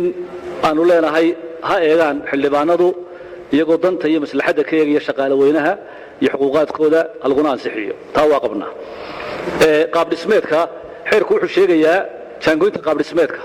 in xeer nidaamyo laga soo saarayo madaxweynuhu wareegto ku soo saarayo marka imika wasaaradaha intooda badan waanu u samaynay qaab dhismeedkii waa ka caawinay 8 wasaaradood ee u dambeeyay baan imika la wadnaa marka mid kasta waxa la qoraa profile buug baa laga qoraa qaab dhismeedkooda hore wadatashi baa la yeeshaa qaab dhismeedka hore la eegaa khabaraan u keenaa dabadna waxa la eegaa qaab dhismeedka cusub ee la isla qaataa la jaangooyaa hadiya jeerna waxa jiri jiray inay iska badnaayeen agaasi waaxiyada oo ahayd wax kulba la kordhiyo iyadoo loo raacayn xeer nidaamiye iyo xeer toona marka hadda wax waliba xad buu leeyahay marka waxay noqotay in la jaangooyo marka la dhameeyo dhammaan wasaaradaha waxa loo gudbinayaa la helo xeerkana xeer nidaamiyuhuna soo baxo waxa loo gudbinayaa madaxweynuhu si wareegto ugu soo saareen dhaqangal tahay marka nidaamkaas weeye wad maasantii muddo xileedkiina annagu dad madaxweyne halkan noogu yaalo leeyahay 5 sano ay joogayaan iyo 10 sano ay joogayaan sida baarlamaanka noqoma taala halkan waxa weeye de madaxweynaha soo magacaabo baarlamaanna waan saxiya baarlamaanku haday celiyaan oo diidaan de madaxweynuhu ku noqonaya sida marka waxay noqonaysaa in qolba sharciyada loo eego laakiin waxa weeye hadii qof ansaxa oo la ansixiyay uu ka taga shaqada iskii uga tago buuxinteedu de waajib madaxweynaha saaran weyn soo buuxiyo de baarlamaankuna de waajibkiisu ka gudanaya marka waa sida marka waxay ku xiran tahay hadii madaxweynuhu yiraahdo qofka xilka waan ka bedelaya isaga ayaa uu daalay xeerkuna siiyay waa maasantii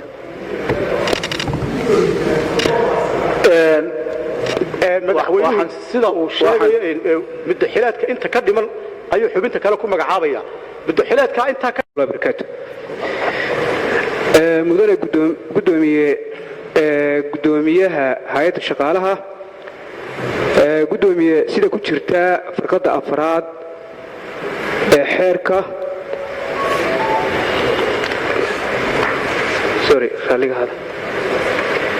xeerka ee xadka maaragtay xeerka waxaa ku jira hay'adaha iskood u soo saara dakhliga dawladda oo ay ka mid tahay sida wakaaladaha biyaha oo kale gudoomiye sida qodob ku jirta xeerka waxaad sheegtay inay ahaan doonaan kuwa hoos imanaya xeerkan sidoo la socono wakaalada biyuhu waa meelaha wax soo saarka isla mar ahaantaana ka ma siiso dawladda dhexe cashuurna way ka qaadaa sida dakhliga ay soo saaraan maaliyaddu markay sidaa tahay wakaalada biyuhu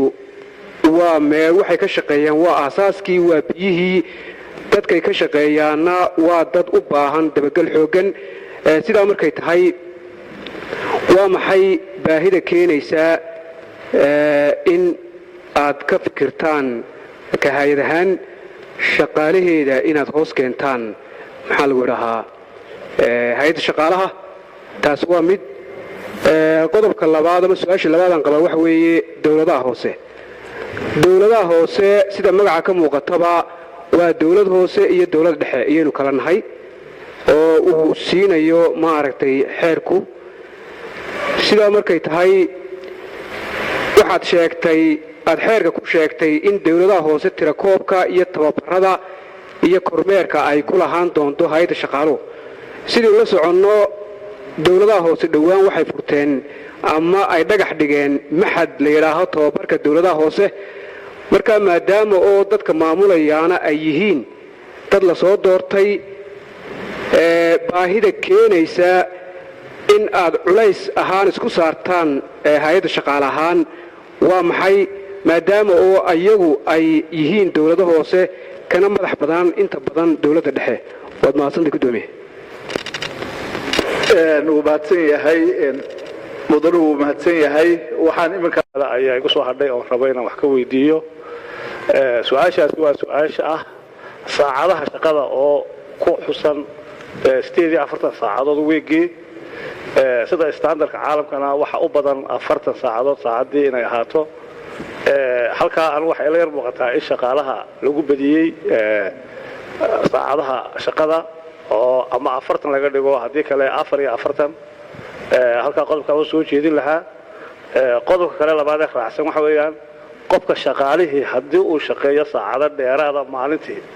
halkii looga baahnaa inuu 8 saacadood shaqeeyo haddii 10 saacadood uu shaqeeyo overtime-ka uu shaqeeyey muxuu ku qaadanayaa ma level buu qaadanayaa ma wuxuu qaadanayaa mishaarkii barkii oo la isku daro yani lacagtuu qaadanaya halka kuma cadda qofka shaqaalihiisa ma ogaan karaa maalin kasta markuu shaqeeyo overtime-kii uu shaqeeyey inuu bishii helayo isagoo ku xisaabtamaya lacagta uu shaqeeyo ku cad muxuu ahaa xeerka kaas waa qodobka intaas baan igu muhiimsanayd inaan ogaado shaqaaluhu overtime-ka uu shaqeeyo inuu si ogaan karo isagu lacagta uu qaadanayo iyo saacadaha oo badan 48 saacadood oo aan u soo jeedin lahaa 40 ama 44 in laga dhigo waana mahadsantihiin intaan bay su-aasheedu ahayd waan idin salaamaya gudoomiyaha golaha wakiilada gudoomiyaha hay'adda shaqaalaha mudanayaasha kale iyo marti sharafta kaleba dhammaantiin salaamu calaykum waraxmatullaahi wabarakaatu kolley waxaan gudagelayaa isla xeerkan baan anigu su'aalo ka weydiin doonaa gudoomiyaha sida ku cad qodobka 41 ee xeerka wuxuu sheegayaa xubin kastoo shaqaale dawladeeda inay hesho xaqal ciidaha sanadkiiba 2 ciidood ku jira sidaa awadeed kuma cadayn xeerka kuma idaan soo cadayn xaqal ciidkaasi wuxuu noqon karo waxa ku cadayseen oo kaliya gudoomiyaha hay'adda shaqaalaha iyo madaxweynaha ka tashanaya waxa laga yaabaa in gudoomiyaha hay'adda shaqaaluhu ama la bedelo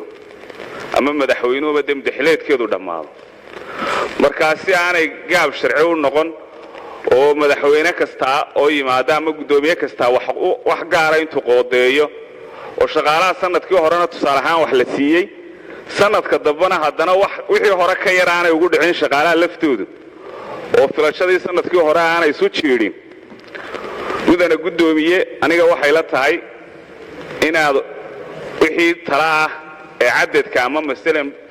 xaqal ciidku qof kastoo shaqaalaha wuxuu noqonayaa bil mushaharkii wax tala ah oo kaagaydii ka meel yaalla hadday jirto si qodob xeerka loogu kaabo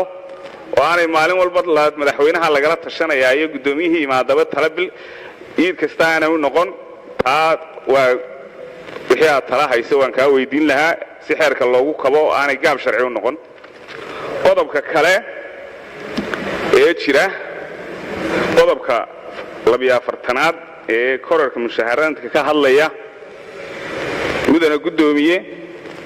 xukuumadan waxa asaas u ahaa madaxleedkeedu gabagabada yahay kororsiimada shaqaalaha mushaharkooda waxa se dhacday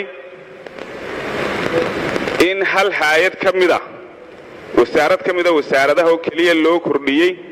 oo wasaaradaha dawladda kamida ee shaqaalahooda aad xukunto oo ah wasaaradda waxbarashada oo grade A iyo grade C inta laga tagay grade B iyo qura loo kordhiyay mushaharkii oo aan grade-adii kale loo kordhin isla sanadkii xigayna labadii grade ee kale laga gudbay aan loo kordhin waxa qodobka ku cad hay'adda shaqaalaha gudoomiyaha hay'adda shaqaalaha iyo xukuumaddu inay mushaharka kororsiimada isla eegayaan ayadoo iminka grade B-dii wasaaradda waxbarashadu ay grade A-dii ka mushahar badan tahay maxaa kaaga meel yaalla gudoomiye miisaaniyaddii sanadkan cusub ee la diyaarinayo kororsiimada shaqaalaha kala duwan ee dawladda iyo macallimiinta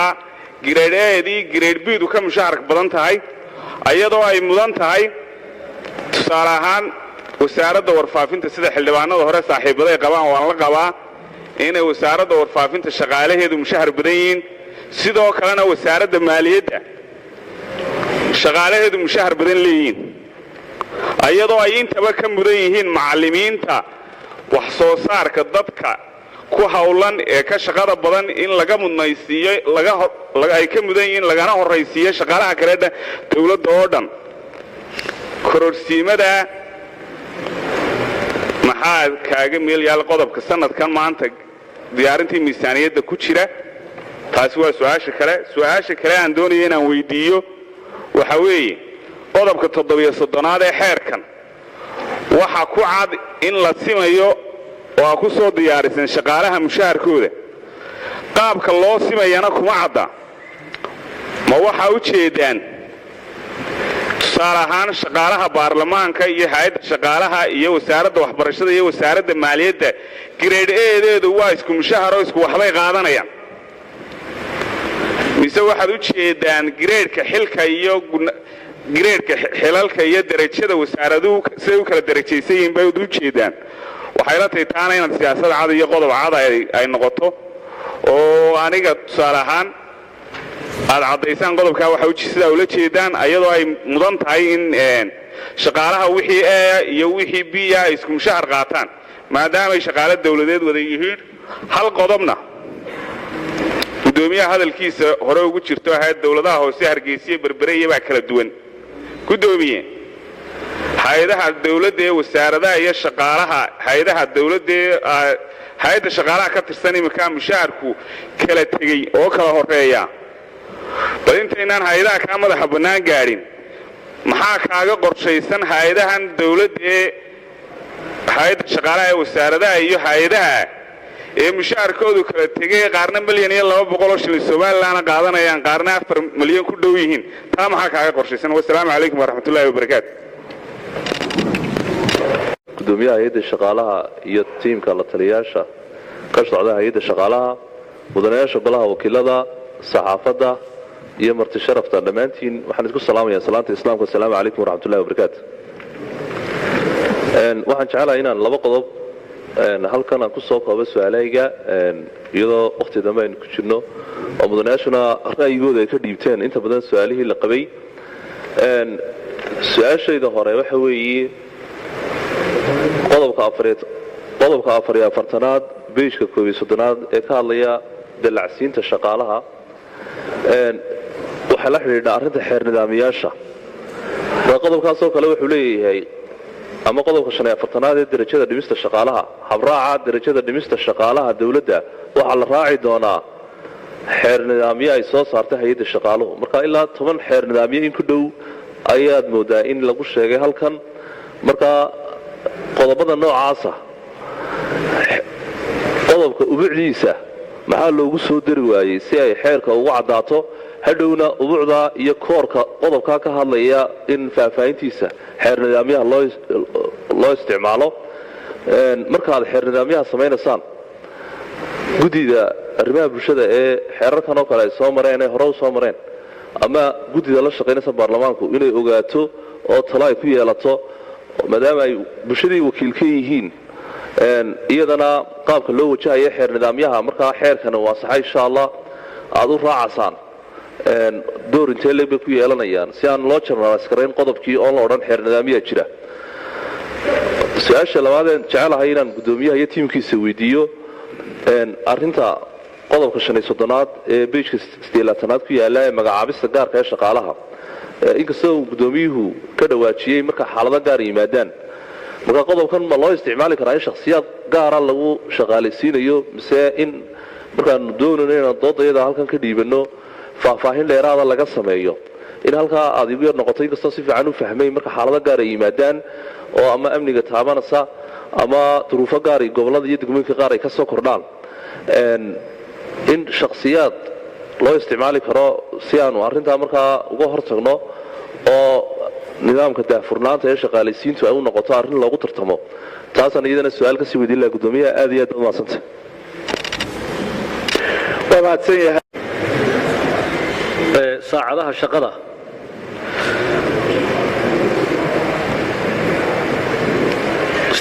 saacadood baa ku yaal waa run waxaynu aaminsanahay shaqaalaha dawladdu xilligan ma shaqeeyaan xitaa dee saacadaha halkan ku yaala marka sida ogtiin nidaamyaal fara badan baa ka ratibmaya xeerkan marka xeerkan maadaama muddadaa sheegayo in saacadihii horta xaqa loogu lahaa ay shaqeeyaan sidoo kalena la soo saaro siyaasaddii jaangoynta mushaharka iyo darajada oo sidan si ka fiican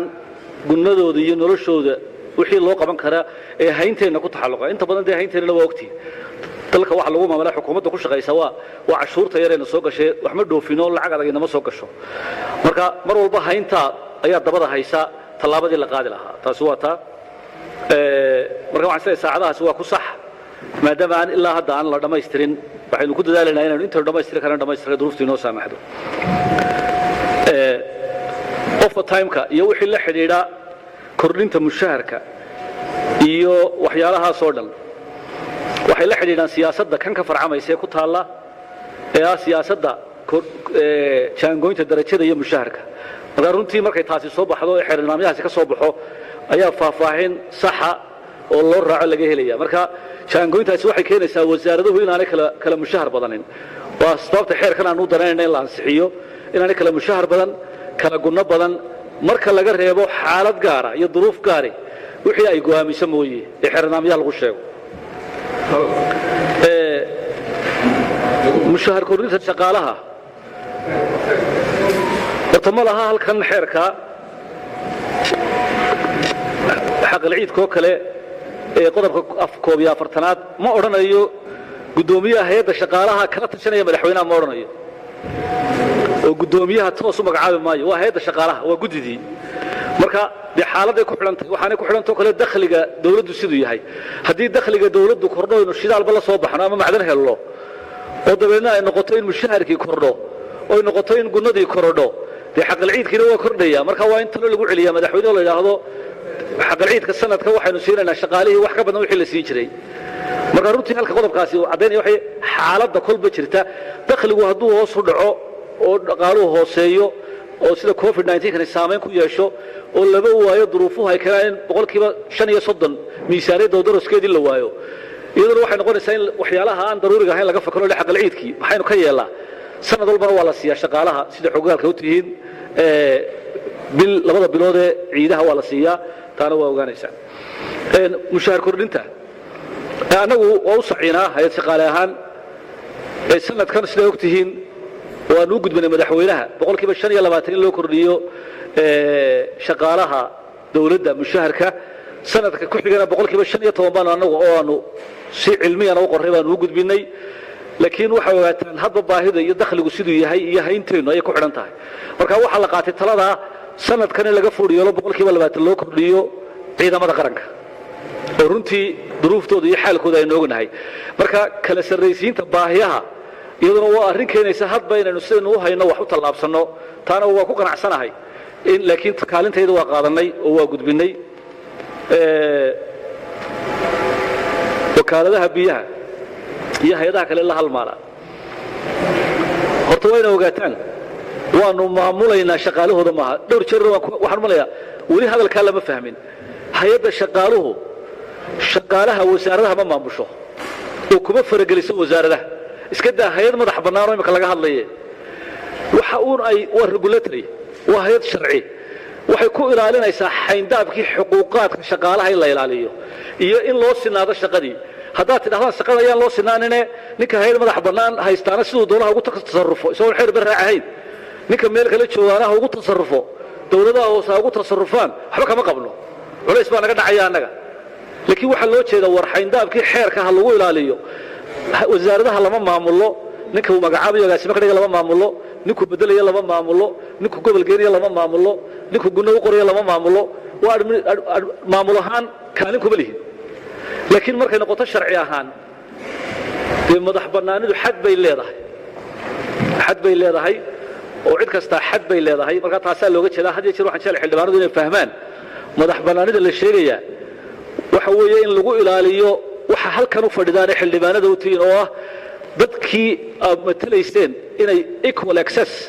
ay u yeeshaan u sinaadaan qaniimada dalka iyo shaqo abuurka waa arrintaa weeye waana arrintu xeerku ka turjumaye maaha ciddii xeer lena xeerkeeda loo tixgelinaya waa sidaa waa mahadsantihin mudanayaal waa 10 daqiiqo hadhay waxaan siinayaa 3 bilood ah ma waxaa looga dhigayaa hal mar in tijaabada 3 bilood uu ku dhammaysto maanu qofku xuquuq kala lahayn in la siiyo digniin mar labaad inuu 3 bilood oo kala galo taas waa iga mid talabaad ka hadlaya waxa weeye agaasimayaasha guud ee la siinayo mushaharka iyo gurnadiisii bad maanta waxaan filayaa ilaa 60 meeye agaasimo guud inay joogaan meesha oo golahan ku dhowaa marka meena lahayn waqti ay ka dhamaanayso ninku in 3 sano 4 sano 5 sano inuu mushaharka iyo gurnada ku qaato kow ta kale maxaa dheeraysiiyay maadaama xuquuqda shaqaaluhu isku mid yihiin isagoo shaqaale yahay shaqaalaha kale ee hawlgabka ah ama shaqada laga fadhiisiyo maxaa u diidaynaysa gurnada iyo shaqaale la siiyo maxaa kula mushaharka ee ka siiya xuquuqda gaarka taasna waa iga mid ta kale waxaan ka hadlayaa qofka shaqaalaha ee u shaqeeya dawladda inuu yeesho job security ayaa loo baahan yahay wasiir baa loo bedelayaa wasaarad marka uu tagaba wuxuu bilaabayaa inuu bedelo maxaan ku rahdaa agaasimo waaxeedyada marka nin kastoo agaasimo waaxeedi wuxuu ku talagelayaa markuu wasiir yimaado in la bedelayo sirti iyo dokumentkii wuxuu hayay computerkiisa ku jirtaa uu la tagayaa marka job security inuu qofku hadduu agaasimo gaadho ama ka hooseeyaba inuu lahaado ayaa muhiima meeshan xeerkana kuma taallo taana waxaan odhan lahaa waxa laga soo daro sidii dadkaasi ay u shaqayn lahaayeen ay u ogaan lahaayeen in dad tirsan ay yihiin oo dawladda u shaqaysan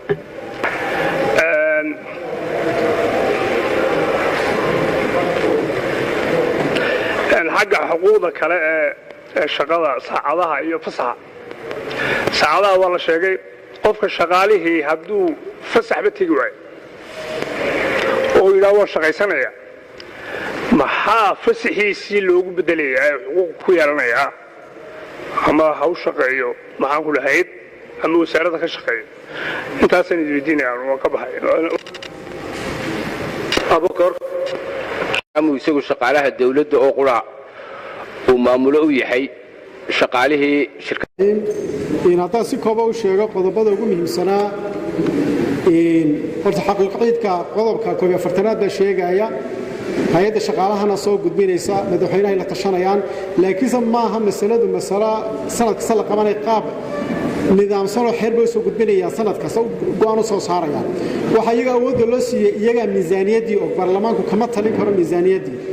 maadaama xaqiiqadii iyaga og yihiin taa iyaga saasa loo siiyay waana go'aan tashi ku yimaado guddiga ay leedahay go'aan ku soo saarayaan qodobka runtii mushaarka ku saabsan xeerku laba u kala qaadaya qodobka 700aad mushaarka laba u kala qaadaya mise waa basic salary ka waa laga siman yahay buu leeyahay midna waa gunno xeleedka iyo gunno hooleedka kuwa wuxuu sheegaya faqriin saddexaad waxa sheegaysaa waxa kulba lagu saleynayaa xaaladda qofkan halku ka imaanayo baaxadda shaqadan uu qabanaya ay leedahay dhibta ay leedahay duruufaha waxa soo dhanba lagu saleynaya marka way kala duwanaan karaan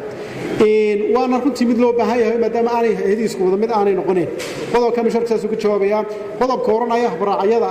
ayaa aad u far badan xeerkan halkan ku haynaa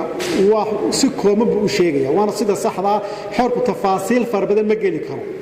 laakiin xeerkii waxa ka farcamaya intaasoo xeerar oo kala ka hoos fardhacaya marka qayb kasta haday noqoto dalacsiinta haday noqoto shaqaaleysiinta haday noqoto muxaa istari liifka la qaadan fasaxa mid kasta xeerar u gaar ah ayay yeelanayaan horso xeerarkana waxa loo siinayaa hay'addu inay dejiso madaxweynuhu ansixiyo detailskii hoose iyaga la soconaya oo iyaga marka xeerarka oo dhan waa sidaas weeyaan kan marka waa xeerkii guud ee runtii maamulaya shaqaalaha oo dhan weeyaan qodobka runtii ku saabsan dadka la tijaabinaya maxaa marka loo ereeyaa wuxuu xeerkan aad u sheegayaa in la qaado merid dadka lagu qaato yacni qofka aqoonta leh ee kartida leh in la qaato aad u adkeynaya haddii aad tiraahdo qofkii la qaatay aqoontii iyo kartidii muu yeelana waan haysanayaa adigii inaad hore socoto ma rabti weeyaan macnaheedu hore xeerka dhamad ka hor imanaysa marka xeerku wuxuu sheegay qofku tijaabo marka la geliyo 3 bilood hadduu shaqadii ka soo bixi waa la arko qofkaasi waa la fasaxaya waana sida saxda ah runta qofka loo sheego aan shaqadii qaban karin aanay sheekadu noqon reer hebel yahay joogayo si wata noqon qodobka ku saabsan fasaxa haddii qofka la fasaxo qofku meesha hadduu iska joogo oon meel muxuu ahaaye wax loogu bedeleen xeerka wuxuu dhigaya qofku fasax markay noqoto qofka already waa inuu fasax galaa haddii aanu gelin loo baahdo oo hay-addu u baahdo wasaaraddu u baahdo ogolaadaan qofka fasaxiisa fasax kale lagu bedeli karaa lacagna waa lagu bedeli karaa siduu sheegaya qodobka 56aad wixii ka dambeeyay sheegayaan qodobka runtii aad muhiimka waxa weyn aad uga hadalay dawladda hoose iyo xeerku wuxuu ka tilmaamay oo xildhibaanadu waxay aad u tilmaamayaan inuu xeerkan hoos keenayo dawladdiisa hoose halkan xeerkan ma hoos keenayo xeerka toos wuxuu sheegay qodobkiifa afaraad in dawladda hoose shaqaaleysiinteedii hawlada lagu maamulayo xeerkooda lagu maamulaya kaliya hay-adani waxay kala shaqaynaysaa waa maxay waa wixii ku saabsan horumarka shaqaalaha iyo supervisionka ayay ku shaqaynaysaa oo waa taano mid loo baahan yahayo dee hadday shaqaalaha iska qaataan oo process aanay marin oo siday doontaan u qaataan cid ku kormeerta loo baahan yahay ogaata xaaladda ku sugan yihiin marka qodobka si toos uu sheegaya qodobka kale aad loogu dheeraado wiilka waxa weeyaan muddo aad loogu soo celceliyay hay-ado badan oo madax bannaan baa jira oo xeerkan meesha uu ka saarayo waa run weeyaan oo qodobka afaraad faqridiisa kuwa markaad akhrido hay-adaha dalka madax bannaanna khadka way ka saaraysaa shanna way ka soo reebaysaa laakiinse qodobka loo baahan yahay maaha hay-adii dib loo taxo la yidhahdo hay-addaas ku jirto hiblaayaha ku jira doorashooyinka keliya waxa loo baahan yahay in lagu daro qodob odhanaya hay-adaha xeerarka gaarkaale xeerarkooda lagu maamulaya keliya hay-adduna waxay ku yeelanaysaa kormeer iyo muxuu ahaaye horumarinta shaqaalahooda taasi waxay keensanaysaa hay-ad kasta oo loo sameeyo xeer loo sameeyo inay kala caddaato xaaladeedu hay-adaha iminka jira ee madax bannaanidooda ay helaan laakiinse inaan taxno bankiga dhexaan soo wada sheegno xeerkiiba runtii ka dhigaysaa xeer boqol hay-adood baa mustaqbalka la abuuri karaa hay-ada iminka aan jirin ayaynu bahanana in abuurno kuwana miyaa lagu qoraya xeerka marka waa in qodob la raaciyo odhanaya uun hay-addii xeer le xeerkeeda lagu caddeeyay inay si gaara u shaqaalaysiiso iyada kaasaa loo tixraacaya guud ahaan runtii aad baan idinku mahadnaqaya sida qiimaha badan ee diskashaka adag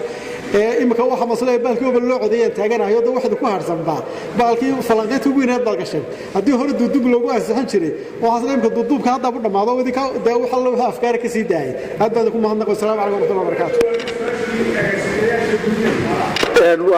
okay waaye horta qodobkan lagu soo daray qodobka agaasimeyaasha guud horta waa lagu soo daray sababta loogu soo daray ugu muhiimsanna waa laba arrimood kow agaasimaha guud siyaasadda in laga saaro lambar 2 job security in agaasimaha guud loo sameeyo oo maalinta meesha laga eriyo dee inaanu suuqa iska gelina shaqaale dawladeed uu yahay oo meeshii loogu baahda la gelin karo qodobka muhiimka waa intaas idinkaana idiin tala haddaad leedihiin marku siyaasadda ku soo noqdaan iyaguna saasay sheegay iyagu way maalintii xeerka la ansixinayay waxaan labun hala soo galo dawladda ha soo gasho inaan siyaasiyiinteedii iska ahaano xusbiyadii ku jirno xuquuq aananu yeelan waanu ogol lahay ama inaan xuquuq yeelanno oo xeerka xuquuqda noo sheego siyaasaddana aanu ka baxno oo permanent secretaries aan noqono marka taasna runtii waa go-aan idinka idin yahay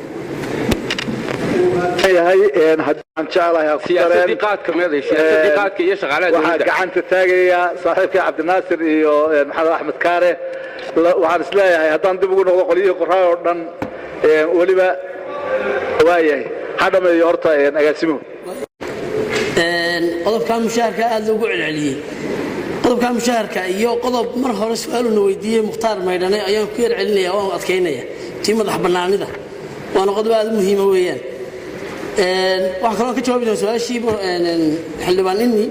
job security-ga oo iyadana qodob aad u muhiima saddexdaas su-aalood oo aan muwaarig sarin baan doonaya inaan laba qodobna waan ku yar daraya oo fasaxa ah ta ugu horraysa haddaan ka jawaabo fasaxa shaqaalaha maxaa loo siiyaa haddii qofka shaqaalaha fasaxa uu qaadan waayo dee qofkii automatic retired buu noqonaya adeegii shaqada uu qabanaya way hooseynaysaa marka in fasaxa imika la qasbaa waxaanu samaynay 16 habraaca sideedaad baa wuxuu xusaya shaqaaluhu inay fasax qaataan waanu faraya habraacyada maamulna insha allah waa mid madaxweynuhu saxiixay waa laidila wadaagi doona insha allah qodobka madax bannaanida intaan u tegin job security-gu shaqaaluhu haddii ay job security waayaan ama agaasimo waaxid ha noqdo ama agaasimo waaxid ku-xigeen ha noqdo head of section ha noqdo waa laga yaabaa in kolba weji cusub oo yimaadaa oo ninkii boorsadii iyo shandadii intuu qaato xogtii wahayeyna gurigii la tegayo si kan loogu magacaabo cusub aanu u lumin marka job security in xuquuqda lagu daro oo aanay ku xusnayn baan filayaa waan soo jeedinaya lafteeda oo su-aasha aan uga jawaabayo ta madax bannaanida institution kastoo dastuuriya inuu madax bannaan yahay waa very important dastuurka waxaa loogu xusay hay-adaha dastuurigahay in xeerkooda madax bannaanida ay ku xusaan madax bannaanida koo waxaa ka ah in laisu miisaamo ama laisu dheeli tiro maxay saddexdii dhadhaaray dowladda dhadhaar ka mid a adinkaa kow ka ah oo golaha wakiiladu inuu lafteeda haddii dastuurka qodobka 140aad eegtaan madaxweynaha magacaabaya waxaa haddana qodobka faqdiisa saddexaad dhigaya madaxweynaha ayaa xilka ka qaadaya keligii haddii madax bannaani hay'adda shaqaalaha la siinayo macnaheeda absolutekaas madaxweynaha gacanta loo geliyey in macnaheeda ay baarlamaanku yeeshaan ansixinta 140 faqrada labaad faqrada labaad marka in ansixintu sida marka horeba ansixinta ay u leeyihiin magacaabistoodu eriskooda in ansixinta u yeeshaan waa very important marka intaasaa madax bannaanida lafteeda lagu xusi karaa oo intaas tijaabada qodobka tijaabada shaqaalaha la tijaabiyo qofkii booska haddii shaqadii lagu tijaabiyo uu qaban waayo ama uu gudan waayo dee uma qalmo inuu shaqaaladooda sii ahaado waay marka hore loo qaatay imtixaan loogu qaatay interview la geliyey 3 bilood waxaa loo gelinayaa inuu shaqadii iyo technicality la qabsado marka dhinacna waa dhiirigelin oo waxa lagu dhiirigelinaya shaqadii qofkii markuu booskii ku fadhiisto inuu dadaalo hadduu dadaali waayo inuu booskii xisaab kaga baxo asalaamu calaykum waraxmatullahi wabarakaatu hada mudanayaal waa runtii anoo idhi waan dhami